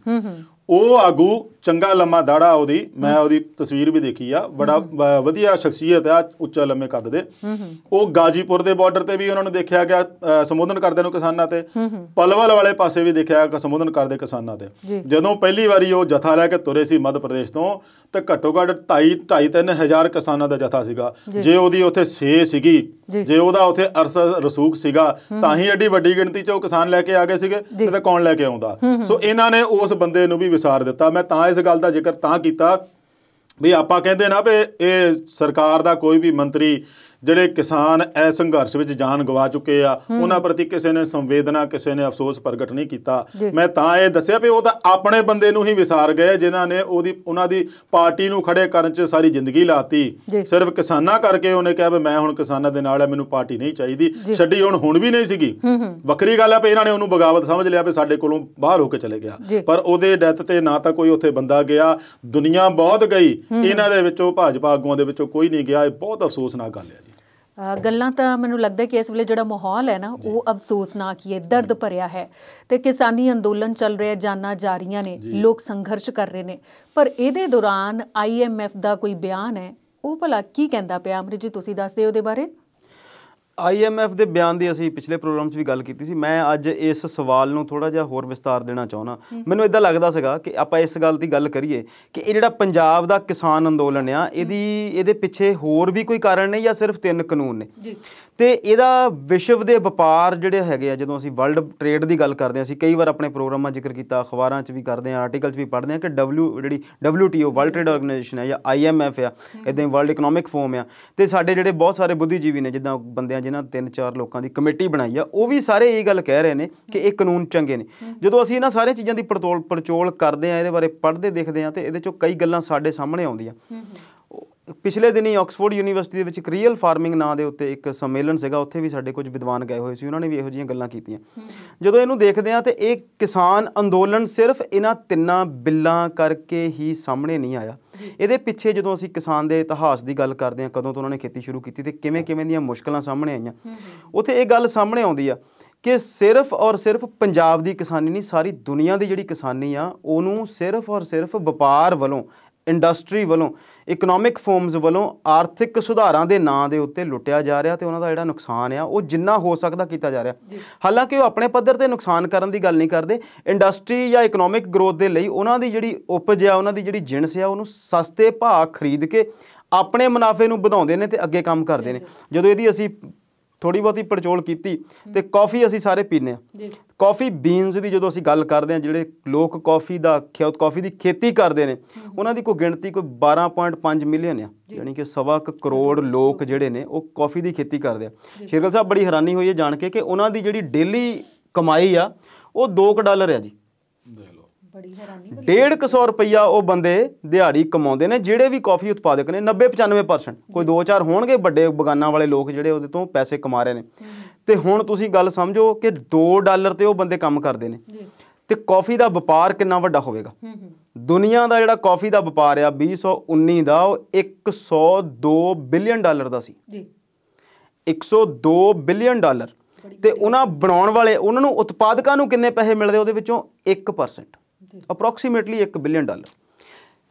ਤੁਸੀਂ ਹੁਣ ਹਿਸਾਬ ਲਾਓ ਕਿ 99% ਜਿਹੜੇ ਪੈਸੇ ਨੇ ਉਹ ਕਿੱਥੇ ਜਾਂਦੇ ਨੇ? ਵਪਾਰੀਆਂ ਕੋਲ, ਜਿਹੜੇ ਵੀ ਉਹਨੂੰ ਬਣਾਉਂਦੇ ਨੇ, ਪੈਕ ਕਰਦੇ ਨੇ ਜਾਂ ਵੇਚਦੇ ਨੇ। ਹੋਣਾ ਕੀ ਚਾਹੀਦਾ? ਅਸੀਂ ਕਈ ਵਾਰ ਬਾਜ਼ਾਰ ਜਾਂਦੇ ਹਾਂ ਤੇ ਅਸੀਂ ਹਰ ਚੀਜ਼ ਦੀ ਕੀਮਤ ਨੂੰ ਤੋਲਦੇ ਹਾਂ। ਅਸੀਂ ਕਈ ਵਾਰ ਕੱਪੜੇ ਖਰੀਦਣ ਤੋਂ ਬਾਅਦ ਜੋ ਦਰਜੀ ਕੋਲ ਜਾਂਦੇ ਤਾਂ ਸਾਨੂੰ ਲੱਗਦਾ ਕਿ ਟੇਲਰਿੰਗ ਮਹਿੰਗੀ ਹੋ ਗਈ। ਤੁਸੀਂ ਸੋਚੋ ਕਿ ਇੱਕ ਕੌਫੀ ਦੇ ਉਤਪਾਦਕ ਜਿਹੜਾ ਆ ਉਹਨੂੰ 1 ਰੁਪਈਆ ਮਿਲਦਾ ਤੇ ਬਾਜ਼ਾਰ 'ਚ ਉਹਦੀ ਕੀਮਤ 102 ਰੁਪਈਏ ਆ। ਇਹੋ ਹੀ ਹਾਲ ਕੋਕੋਆ ਦੇ ਜਿਹੜੀ ਚਾਕਲੇਟ ਕੰਪਨੀਜ਼ ਆ। ਇਹ ਮੈਂ 2-3 ਉਦਾਹਰਨ ਇਸ ਕਰਕੇ ਲਿਆਉਣਾ ਕਿ ਸਾਡੀ ਜ਼ਿੰਦਗੀ ਦੇ ਵਿੱਚ ਆਮ ਸਾਨੂੰ ਇਹ ਗੱਲ ਸਮਝ ਲੱਗਦੀ ਆ ਕਿ ਬੜੀਆਂ ਮਹਿੰਗੀਆਂ ਚੀਜ਼ਾਂ ਨੇ। ਚਾਕਲੇਟ ਜਿਹੜੀ ਹੈ ਜਿਹੜੇ ਤੋਂ ਬਣਦੀ ਆ ਉਹਨੂੰ ਕੋਕੋਆ ਕਹਿੰਦੇ ਆ। ਅਫਰੀਕਾ ਦੇ ਵਿੱਚ ਜ਼ਿਆਦਾ ਹੁੰਦਾ ਜਾਂ ਹੋਰ ਦੇਸ਼ਾਂ ਦੇ ਵਿੱਚ ਵੀ ਹੁੰਦਾ। ਉਹਨੂੰ ਜਿਹੜੇ ਉਤਪਾਦਕ ਨੇ ਉਹਨਾਂ ਨੂੰ ਵੀ ਜੀ ਅਪਰੋਕਸੀਮੇਟਲੀ $1.25 ਹੀ ਮਿਲਦਾ। 100-125 ਰੁਪਇਆ ਉਹਨਾਂ ਨੂੰ ਵੀ ਦਿਹਾੜੀ ਮਿਲਦੀ ਆ ਉਹਦੇ ਕੰਮ ਕਰਨ ਵਾਲਿਆਂ ਨੂੰ, 90% ਲੋਕਾਂ ਨੂੰ। ਤੇ ਬਿਜ਼ਨਸ ਉਹਦਾ ਵੀ ਇੰਨਾ ਵੱਡਾ ਹੀ ਆ। ਜਦੋਂ ਇਹਦੇ ਤੇ ਗੱਲ ਕੀਤੀ ਗਈ ਕੁਝ ਕੰਪਨੀਜ਼ ਦੇ ਨਾਲ ਤੇ ਦੁਨੀਆ ਦੀਆਂ ਵੱਡੀਆਂ ਕਾਫੀ ਮੇਕਰ ਜਾਂ ਚਾਕਲੇਟ ਮੇਕਰ ਕੰਪਨੀਜ਼ ਨੇ ਹੱਥ ਖੜੇ ਕਰਤੇ ਕਿ ਅਸੀਂ ਇਸ ਤੋਂ ਜ਼ਿਆਦਾ ਪੈਸੇ ਉਤਪਾਦਕਾਂ ਨੂੰ, ਜਿਹੜੇ ਉਹਦੇ ਬਣਾਉਣ ਵਾਲੇ ਨੇ, ਜਿਹੜੇ ਉਹਨੂੰ ਉਗਾਉਣ ਵਾਲੇ ਨੇ, ਖੇਤੀ ਵਾਲੇ ਲੋਕ ਨੇ, ਕਿਸਾਨਾਂ ਨੂੰ ਨਹੀਂ ਦੇ ਸਕਦੇ। ਜਦੋਂ ਅਸੀਂ ਪੰਜਾਬ ਦੀ ਗੱਲ ਕਰਦੇ ਹਾਂ, ਅਸੀਂ ਪਹਿਲਾਂ ਵੀ ਆਪਣੇ ਇਸ ਪਲੇਟਫਾਰਮ ਤੋਂ ਕਈ ਵਾਰ ਗੱਲ ਕੀਤੀ ਕਿ ਜਿਹੜੀ ਵੀ ਅਸੀਂ ਫਸਲ ਉਗਾਉਂਦੇ ਹਾਂ ਉਹ ਜਿੰਨੇ ਪੈਸੇ ਸਾਨੂੰ ਮਿਲਦੇ ਨੇ ਉਹ ਤੋਂ ਬਾਜ਼ਾਰ ਵਿੱਚ ਜਾ ਕੇ ਦੂਜੇ ਦਿਨ ਹੀ ਉਹ ਜਿਹੜੀ ਫਸਲ ਆ ਉਹ 10-20 ਗੁਣਾ ਮਹਿੰਗੀ ਹੋ ਜਾਂਦੀ ਹੈ। ਸੋ ਇਹਦੇ ਜਿਹੜੇ ਕੌਨਸੀਕੁਐਂਸਸ ਨੇ ਉਹਦੀ ਜਦੋਂ ਹੋਰ ਪੜਤਾਲ ਕਰਦੇ ਹਾਂ ਤੇ ਇਹਦੇ ਪਿੱਛੇ ਜਿਹੜੀਆਂ ਤੁਸੀਂ ਗੱਲ ਕੀਤੀ IMF ਜਾਂ ਵਰਲਡ ਟ੍ਰੇਡ ਆਰਗੇਨਾਈਜੇਸ਼ਨ ਤੇ ਹੋਰ ਵਰਲਡ ਇਕਨੋਮਿਕ ਫੋਰਮ ਵਰਗੀਆਂ ਕੰਪਨੀਜ਼ ਨੇ, ਜਿਨ੍ਹਾਂ ਨੂੰ ਇਹ ਲੱਗਦਾ ਹੈ, ਜਿਨ੍ਹਾਂ ਨੇ ਇਹ ਸੋਚ ਲਿਆ ਕਿ ਬਾਜ਼ਾਰ ਜਿਹੜਾ ਹੈ ਉਹ ਜ਼ਿਆਦਾ ਵੱਡੀ ਚੀਜ਼ ਹੈ ਤੇ ਖੇਤੀ ਸੈਕੰਡਰੀ ਚੀਜ਼ ਹੈ। ਜਦ ਕਿ ਇਸ ਗੱਲ ਦੇ ਉੱਤੇ ਦੁਬਾਰਾ ਆਉਣਾ ਪਊਗਾ। ਉਹਦੇ ਉੱਤੇ ਕਿਤੇ ਨਾ ਕਿਤੇ ਉਹਨਾਂ ਦੀਆਂ ਜਿਹੜੀਆਂ ਹੋਰ ਕਾਰਨ ਵੀ ਜ਼ਿੰਮੇਵਾਰ ਨੇ, ਸਰਕਾਰਾਂ ਨੇ ਤੇ ਵੱਡੇ ਆਰਥਿਕ ਘਰਾਣੇ ਨੇ ਜਿਹੜੇ ਸਰਕਾਰਾਂ ਬਣਾਉਣ 'ਚ ਮਦਦ ਕਰਦੇ ਨੇ। ਬੜੇ ਵੱਡੇ ਲੈਵਲ 'ਤੇ ਲੌਬਿੰਗ ਹੁੰਦੀ ਆ ਤੇ ਇਸ ਗੱਲ ਨੂੰ ਇੱਥੋਂ ਸਮਝਣਾ ਪਊਗਾ। ਇਸ ਗੱਲ ਇੱਥੇ ਤੱਕ ਪਹੁੰਚੀ ਕਿਉਂ? ਜਿੰਨੇ ਵੀ ਹੁਣ ਤੱਕ ਵਿਦਵਾਨਾਂ ਨੇ ਇਸ ਵਿਸ਼ੇ ਤੇ ਗੱਲ ਕੀਤੀ ਆ, ਚਾਹੇ ਉਹ ਸਰਕਾਰੀ ਕਮੇਟੀ ਦੇ ਲੋਕ ਵੀ ਨੇ, ਧੰਨਵਾਦ ਜੀ ਦੀ ਅਸੀਂ ਗੱਲ ਕਰਦੇ ਹਾਂ, ਉਹਨਾਂ ਨੇ ਵੀ ਕੱਲ੍ਹ ਆਪਣੀ ਇੰਟਰਵਿਊ ਦੇ ਵਿੱਚ ਇਹੀ ਕਿਹਾ ਕਿ ਸਾਰੀ ਗੱਲ ਠੀਕ ਆ ਪਰ MSP ਵਾਲੀ ਗੱਲ ਕਿਸਾਨਾਂ ਦੀ ਠੀਕ ਆ। ਕਿਸਾਨਾਂ ਨੂੰ ਬਹੁਤ ਜ਼ਰੂਰੀ ਤੌਰ ਤੇ ਜਿੰਨੇ ਕੁ ਉਹਨਾਂ ਦੀ ਲਾਗਤ ਆ ਉਹਦੇ ਵਿੱਚ ਕੁਝ ਪ੍ਰੋਫਿਟ ਐਡ ਕਰਕੇ ਉਹਨੇ ਪੈਸੇ ਉਹਨਾਂ ਨੂੰ ਜ਼ਰੂਰ ਮਿਲਣੇ ਚਾਹੀਦੇ ਨੇ। ਤੇ ਹੁਣ ਹਾਲਾਤ ਪਰਮਿੰਦਰ ਜੀ ਇੱਥੇ ਪਹੁੰਚੇ ਨੇ ਕਿ ਸਾਰੀ ਦੁਨੀਆ ਇਸ ਕਿਸਾਨ ਅੰਦੋਲਨ ਨੂੰ ਬਹੁਤ ਸ਼ਿੱਦਤ ਨਾਲ ਦੇਖ ਰਹੀ ਹੈ ਤੇ ਇਹ ਵੀ ਗੱਲ ਸਾਹਮਣੇ ਆ ਰਹੀ ਹੈ ਵੀ ਜੇ ਇਹ ਅੰਦੋਲਨ ਸਫਲ ਹੁੰਦਾ, ਅਸੀਂ ਪੰਜਾਬ 'ਚ ਬੈਠ ਕੇ ਦੇਖਦੇ ਹਾਂ ਤੇ ਬਿਲਕੁਲ ਲੱਗਦਾ ਕਿ ਸਫਲ ਹੋਵੇਗਾ। ਜਦੋਂ ਅਸੀਂ ਇਹਨੂੰ ਬ੍ਰੌਡਰ ਐਸਪੈਕਟ ਤੋਂ ਦੇਖੀਏ, ਦੁਨੀਆ ਦੇ ਨਜ਼ਰੀਏ ਤੋਂ ਦੇਖੀਏ, IMF, ਵਰਲਡ ਟ੍ਰੇਡ ਆਰਗੇਨਾਈਜੇਸ਼ਨ, ਦੁਨੀਆ ਦੀਆਂ ਵੱਡੀਆਂ ਸੰਸਥਾਵਾਂ, ਸਰਕਾਰਾਂ ਤੇ ਇਸ ਪ੍ਰੈਸ਼ਰ 'ਚ ਨੇ ਕਿ ਤੁਸੀਂ ਇਹ ਕੰਮ ਜਿਹੜਾ ਹੈ ਨਾ ਕਰੋ। ਅਮਰੀਕਾ ਭਾਰਤ ਸਰਕਾਰ ਨੂੰ ਕਈ ਵਾਰ ਕਹਿ ਚੁੱਕਾ ਕਿ ਤੁਸੀਂ ਜਿਹੜੀ MSP ਕਰਦੇ ਆ, ਜਿਹੜਾ ਤੁਸੀਂ ਕਿਸਾਨਾਂ ਨੂੰ ਮਦਦ ਦਿੰਦੇ ਆ, ਉਹ ਨਾ ਦਿਓ। ਪਰ ਜਿਸ ਤਰੀਕੇ ਨਾਲ, ਜਿਸ ਸ਼ਾਂਤੀ ਨਾਲ ਸਾਡੀਆਂ ਕਿਸਾਨ ਅੰਦੋਲਨਾਂ ਨੇ ਇਸ ਚੀਜ਼ ਦੇ ਉੱਤੇ ਪ੍ਰੈਸ਼ਰ ਬਣਾਇਆ ਹੋਇਆ, ਜੇ ਇਹ ਅੰਦੋਲਨ ਸਫਲ ਹੁੰਦਾ, ਪਰਮਾਤਮਾ ਕਰੇ ਇਹ ਅੰਦੋਲਨ ਸਫਲ ਹੋਵੇ, ਤੇ ਇਹ ਇਕੱਲੇ ਪੰਜਾਬ ਦੇ ਕਿਸਾਨਾਂ ਦਾ ਨਹੀਂ ਹੋਵੇਗਾ, ਇਹ ਦੁਨੀਆ ਦੇ ਸਾਰੇ ਆਰਥਿਕ ਨਿਜ਼ਾਮ ਨੂੰ ਬਦਲਣ ਲਈ ਇੱਕ ਨਵਾਂ ਅੰਦੋਲਨ ਸਾਬਤ ਹੋਵੇਗਾ। ਜੀ, ਤੇ ਆਪਾਂ ਤਾਂ ਇਹੀ ਅਰਦਾਸ ਕਰਾਂਗੇ ਕਿ ਚੰਗੇ ਲਈ ਬਦਲਾਅ ਜਿਹੜਾ ਹੈ ਉਹ ਜ਼ਰੂਰ ਹੋਣਾ ਚਾਹੀਦਾ ਹੈ। ਤੇ ਇਸ ਵੇਲੇ ਵਿਚਾਰ ਚਰਚਾ ਪ੍ਰੋਗਰਾਮ 'ਚ ਅਗਲੇ ਵਿਚਾਰ ਤੇ ਚਰਚਾ ਕਰਾਂਗੇ, ਪਰ ਇਸ ਬ੍ਰੇਕ ਤੋਂ ਬਾਅਦ।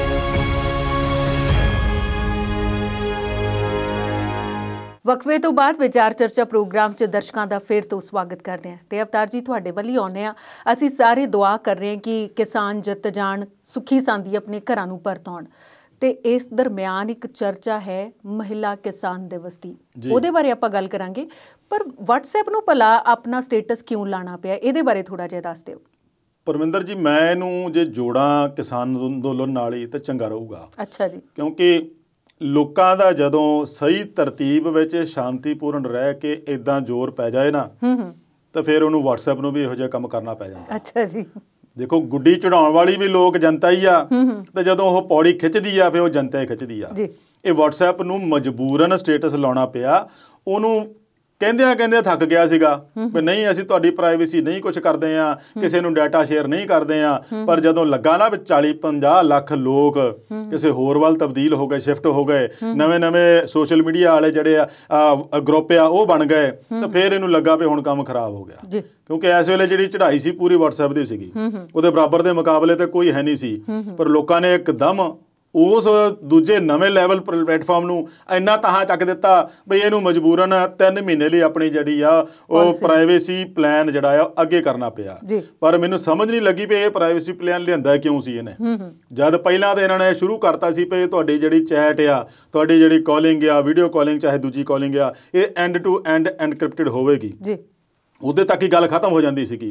ਪਰ ਇਹਨਾਂ ਨੇ ਪ੍ਰਾਈਵੇਸੀ ਪਲਾਨ ਕਿਉਂ ਲੈਂਦਾ? ਇਸ ਤੋਂ ਇਹ ਲੱਗਦਾ ਵੀ ਜਿਹੜੇ ਵਰਲਡ ਲੈਵਲ ਤੇ ਇਹੋ ਜਿਹੇ ਹਾਈਜੈਕ ਕਰਨ ਵਾਲੇ ਜਾਂ ਤੁਹਾਡੀ ਜਿਹੜੇ ਡਾਟਾ ਚੋਰੀ ਕਰਨ ਵਾਲਿਆਂ ਦਾ ਕਿੰਨਾ ਜ਼ੋਰ ਆ, ਕਿੰਨੇ ਹਾਵੀ ਆ ਉਹ ਇਹੋ ਜਿਹੇ ਵੱਡੇ ਵੱਡੇ ਪਲੇਟਫਾਰਮਾਂ ਨੂੰ ਮਜਬੂਰ ਕਰ ਰਹੇ ਆ ਵੀ ਤੁਹਾਡੇ ਨਾਲ ਕਰੋੜਾਂ ਲੋਕ ਜੁੜੇ ਆ, ਸਾਨੂੰ ਉਹਦਾ ਡਾਟਾ ਦਿਓ, ਸਾਨੂੰ ਉਹਦੇ ਨਾਲ ਸ਼ੇਅਰ ਕਰੋ। ਕਿਉਂ? ਕਿਉਂਕਿ ਆਉਣ ਵਾਲੇ ਦਿਨਾਂ ਦੇ ਵਿੱਚ ਉਹਨਾਂ ਨੇ ਕਈ ਤਰ੍ਹਾਂ ਦੇ ਵਿੱਚ ਇਹਦੇ ਵਿੱਚ ਕੰਮ ਪੁੱਠੇ ਸਿੱਧੇ ਕਰਨੇ ਹੁੰਦੇ ਆ, ਫਾਇਦੇ ਵੀ ਲੈਣੇ ਹੁੰਦੇ। ਫਿਰ ਹੁਣ ਉਹਨਾਂ ਨੂੰ ਪਹਿਲਾਂ ਇਹ ਵੀ ਕਹਿਣਾ ਪਿਆ ਵੀ ਅਸੀਂ ਤਾਂ ਬਿਜ਼ਨਸ ਪੱਖੋਂ ਜਿਹੜੇ ਕਰਦੇ ਆ ਉਹਨਾਂ ਲਈ ਕਰਨਾ ਸੀਗਾ, ਪਰਸਨਲ ਵਾਲਿਆਂ ਨੇ ਨਹੀਂ ਕਰਨਾ ਸੀ, ਪਰ ਲਾਗੂ ਤੁਸੀਂ ਸਾਰਿਆਂ ਦੇ ਕਰ ਰਹੇ ਸੀ।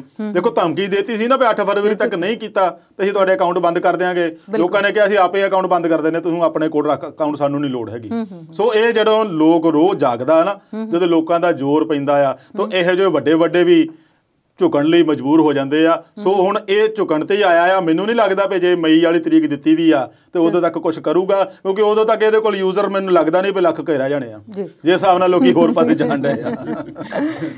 ਵੱਡੀ ਭਵਿੱਖਬਾਣੀ ਕਰਤੀ, ਏਦਾਂ ਨਾ ਕਰਿਓ ਜਮਾ ਇਹਨਾਂ ਬੰਦ ਕਰਾ ਦਿਓ। ਲੱਗਦਾ ਨਹੀਂ ਬੰਦ ਹੋਣ ਦੇ ਕਿਨਾਰੇ ਆਪੇ ਗਏ ਹੋ, ਆਪੇ ਗਏ ਹੋ ਬੰਦ ਹੋਣ ਕਿਨਾਰੇ। ਨਵੇਂ ਨਵੇਂ ਪਲਾਨ ਲਿਆਉਂਦੇ ਰਹਿੰਦੇ ਤੁਸੀਂ, ਤੇ ਲੋਕਾਂ ਨੂੰ ਇੱਕ ਸਹੂਲਤ ਦਿੱਤੀ ਆ ਇੱਕ ਦੂਜੇ ਨਾਲ ਗੱਲਬਾਤ ਕਰਨ ਲਈ, ਚਾਹੇ ਦੁਨੀਆ ਦੇ ਦੂਜੇ ਖੁੰਝੇ ਬੈਠਾ ਹੈ ਉਹਨੂੰ ਇੱਕ ਰਾਬਤਾ ਕਾਇਮ ਕਰਨ ਲਈ ਦਿੱਤੀ ਹੈ ਸਹੂਲਤ। ਤੁਸੀਂ ਉਹ ਤੋਂ ਬਾਅਦ ਉਹਦੀ ਮਿਸਯੂਜ਼ ਕਰਨ ਨੂੰ ਕਰਦੇ ਆ ਤੇ ਫਿਰ ਲੋਕਾਂ ਨੇ ਸਮਝਦਾਰ ਆ, ਹੁਣ ਤਾਂ ਜਾਗਰੂਕ ਹੋ ਗਈ ਆ ਦੁਨੀਆ ਸਾਰੀ, ਹੁਣ ਜਾਗਰੂਕ ਆ। ਉਹ ਚਾਹੇ ਫੇਸਬੁੱਕ ਤੇ ਬੈਠੀ ਆ, ਚਾਹੇ ਕੋਈ WhatsApp ਤੇ ਬੈਠਾ, ਚਾਹੇ ਕਿਸੇ ਤਰ੍ਹਾਂ ਦਾ ਕੋਈ ਵੀ ਪਲੇਟਫਾਰਮ ਹੈ, ਉਹ ਸਾਰਾ ਪਤਾ ਉਹਨਾਂ ਨੂੰ ਵੀ ਮੇਰਾ ਜਿਹੜਾ ਇਹ ਤਸਵੀਰ ਮੌਰਫ ਹੋ ਰਹੀ ਆ, ਮੇਰੀ ਤਸਵੀਰ ਕੋਈ ਹੋਰ ਛੇੜਛਾੜ ਕਰ ਰਿਹਾ। ਤੁਹਾਨੂੰ ਦੇਖਿਓ ਮੋਬਾਈਲ ਦੇ ਉੱਤੇ ਕਿਤੇ ਨਾ ਕਿਤੇ ਇੱਕ ਵਾਰੀ ਮੈਸੇਜ ਜ਼ਰੂਰ ਆ ਜਾਂਦਾ ਵੀ ਤੁਹਾਨੂੰ ਕੋਈ ਅਨਨੋਨ ਬੰਦਾ ਤੁਹਾਡੀ ਪ੍ਰੋਫਾਈਲ ਦੇਖ ਕੇ ਗਿਆ, ਹੈ ਨਾ। ਉਹ ਸ਼ਾਇਦ ਉਹਨਾਂ ਦਾ ਚਲੋ ਇੱਕ ਪ੍ਰਮੋਸ਼ਨ ਹੀ ਸਹੀ, ਪਰ ਬੰਦੇ ਦੇ ਮਨ ਦੇ ਵਿੱਚ ਇੱਕ ਗਲਤ ਘਰ ਕਰ ਜਾਂਦੀ ਨਾ ਵੀ ਹਾਂ ਵੀ ਮੇਰਾ ਕੋਈ ਇਹ ਚੈੱਕ ਕਰ ਰਿਹਾ। ਸੋ ਇਹ ਇਸ ਤਰੀਕੇ ਨਾਲ ਕਿ ਹੁਣ ਲੋਕਾਂ ਨੂੰ, ਨਵੀਂ ਜਿਹੜੀ ਜਨਰੇਸ਼ਨ ਆ, ਆਉਣ ਵਾਲੀ ਪੀੜ੍ਹੀ ਆ, ਨਵੇਂ ਯੁੱਗ ਦੇ ਵਿੱਚ ਇੱਦਾਂ ਮੂਰਖ ਨਹੀਂ ਬਣਾ ਸਕਦੇ ਜੀ। ਤੇ ਇਸ ਵੇਲੇ ਆਪਾਂ ਸਮੇਂ ਨੂੰ ਮੂਰਖ ਨਹੀਂ ਬਣਾ ਸਕਦੇ। ਸਮਾਂ ਬੜੀ ਵੱਡੀ ਚੀਜ਼ ਹੈ ਤੇ ਸਮੇਂ ਦੀ ਨਜ਼ਾਕਤ ਨੂੰ ਸਮਝਦੇ ਹੋਏ ਅਗਲੇ ਸਵਾਲ ਵੱਲ ਆਈਏ ਤੇ ਕਿਸਾਨ ਮਹਿਲਾ ਦਿਵਸ ਮਨਾਉਣ ਦੀ ਤਿਆਰੀ ਅੱਜ ਤੋਂ ਮੈਨੂੰ ਲੱਗਦਾ ਕਿ ਸ਼ੁਰੂ ਹੋ ਰਿਹਾ ਹੈ ਤੇ ਇਹਦੇ ਬਾਰੇ ਥੋੜਾ ਜਿਹਾ ਅਵਤਾਰ ਜੀ ਤੁਸੀਂ ਦੱਸ ਦਿਓ। ਜੀ ਅੱਜ ਹੀ ਆ ਵੈਸੇ ਤਾਂ ਕਿਸਾਨ ਮਹਿਲਾ ਦਿਵਸ ਮਨਾਉਣਾ ਇਹਨਾਂ ਨੇ। ਮੈਂ ਪਹਿਲਾਂ ਵੀ ਕਈ ਵਾਰੀ ਕਿਹਾ ਵੀ ਹਰੇਕ ਕੰਮ ਦੇ ਵਿੱਚ ਔਰਤ ਤੋਂ ਬਿਨਾਂ ਕੋਈ ਵੀ ਕੰਮ ਮੁਕੰਮਲ ਨਹੀਂ ਹੁੰਦਾ। ਫਿਰ ਚਾਹੇ ਉਹ ਘਰ ਦਾ ਕੰਮ ਹੋਵੇ, ਖੇਤੀਬਾੜੀ ਦਾ ਕੰਮ ਹੋਵੇ, ਕੰਮ ਕਾਰਜ ਪ੍ਰੋਫੈਸ਼ਨਲ ਕੰਮ ਹੋਵੇ, ਤਾਂ ਫਿਰ ਸਭ ਤੋਂ ਵੱਡਾ ਜਿਹੜਾ ਹੁਣ ਇਸ ਵੇਲੇ ਚੱਲ ਰਿਹਾ ਉਹ ਕਿਸਾਨ ਅੰਦੋਲਨ ਹੋਵੇ। ਇਸ ਵੇਲੇ ਜੇ ਆਪਾਂ ਕਹੀਏ ਵੀ ਕਿਸਾਨਾਂ ਨੇ ਕਿਹਾ ਸੀ ਵੀ 18 ਤਰੀਕ ਵਾਲਾ ਦਿਨ ਕਿਸਾਨ ਮਹਿਲਾ ਦਿਵਸ ਮਨਾਵਾਂਗੇ ਤਾਂ ਉਸ ਦਿਨ ਸਾਰੇ ਹੀ ਮੋਰਚੇ ਉਹ ਔਰਤਾਂ ਦੇ ਹਵਾਲੇ ਹੋਣਗੇ। ਪਰ ਉਸ ਤੋਂ ਪਹਿਲਾਂ ਵੀ ਹੁਣ ਤੱਕ ਦੇ ਜਿੰਨੇ ਵੀ ਦਿਨ ਲੰਘੇ ਆ ਉਹਨਾਂ ਵਿੱਚ ਉਹ ਮੋਰਚੇ ਔਰਤਾਂ ਹਵਾਲੇ ਹੀ ਸੀ। ਕੋਈ ਆਪਣੇ ਬੱਚਿਆਂ ਨੂੰ ਘਰ ਛੱਡ ਕੇ ਬੈਠੀ ਆ ਤਾਂ ਕੋਈ ਆਪਣੇ ਬੱਚਿਆਂ ਨੂੰ ਉੱਥੇ ਗੋਦੀ 'ਚ ਲੈ ਕੇ ਬੈਠੀ ਆ, ਕੋਈ ਆਪਣੇ ਹਸਬੈਂਡ ਉਹਨਾਂ ਦਾ ਬਾਰਡਰ ਤੇ ਲੜਾਈ ਤੇ ਉੱਥੇ ਦੁਸ਼ਮਣਾਂ ਦੇ ਸਾਹਮਣੇ ਡਟਿਆ ਹੋਇਆ, ਤੇ ਕਿਸੇ ਦਾ ਕੋਈ ਹਸਬੈਂਡ ਆ, ਕੋਈ ਪੋਤੇ ਆ, ਕੋਈ ਪਿਓ ਆ, ਉਹ ਸਾਰੇ ਆਪੋ ਆਪਣੇ ਫੀਲਡ 'ਚ ਲੱਗੇ ਹੋਆ ਤੇ ਉੱਥੇ ਔਰਤਾਂ ਨੇ ਆਪਣਾ ਮੋਰਚਾ ਇਸ ਕਰਕੇ ਸੰਭਾਲਿਆ ਵੀ ਅਸੀਂ ਉਹਨਾਂ ਦੀਆਂ ਜਿਹੜੀਆਂ ਜ਼ਮੀਨਾਂ ਆ ਉਹ ਸਰਕਾਰ ਤੋਂ ਖੋਹਣ ਨਹੀਂ ਦੇਣੀਆਂ।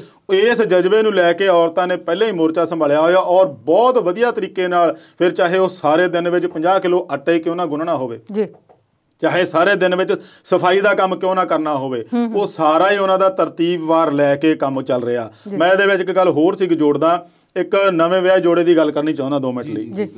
ਵਿਆਹ ਹੋਣਾ ਸੀ ਮੁੰਡੇ ਦਾ, ਦੋਹਾਂ ਕੁੜੀ ਮੁੰਡੇ ਦੇ ਹੋਈ ਗੱਲ ਪਈ ਅਸੀਂ ਬਹੁਤ ਵੱਡੇ ਠਾਠ ਬਾਠ ਨਾਲ ਵਿਆਹ ਕਰਾਂਗੇ, ਵੀ ਆਹ ਵੀ ਲਿਆਵਾਂਗੇ, ਡੀਜੇ ਵੀ ਲਾਵਾਂਗੇ, ਗਾਉਣ ਵਾਲੇ ਵੀ ਲਾਵਾਂਗੇ। ਮਤਲਬ ਕਹਿਣ ਦਾ ਵੀ ਉਹਨਾਂ ਨੇ ਜਿਹੜਾ ਖਰਚਾ ਆ ਉਹ ਬੇਤਹਾਸ਼ਾ ਹੀ ਗਿਣਾ ਦਿੱਤਾ ਵਿਆਹ ਦੇ ਵਿੱਚ।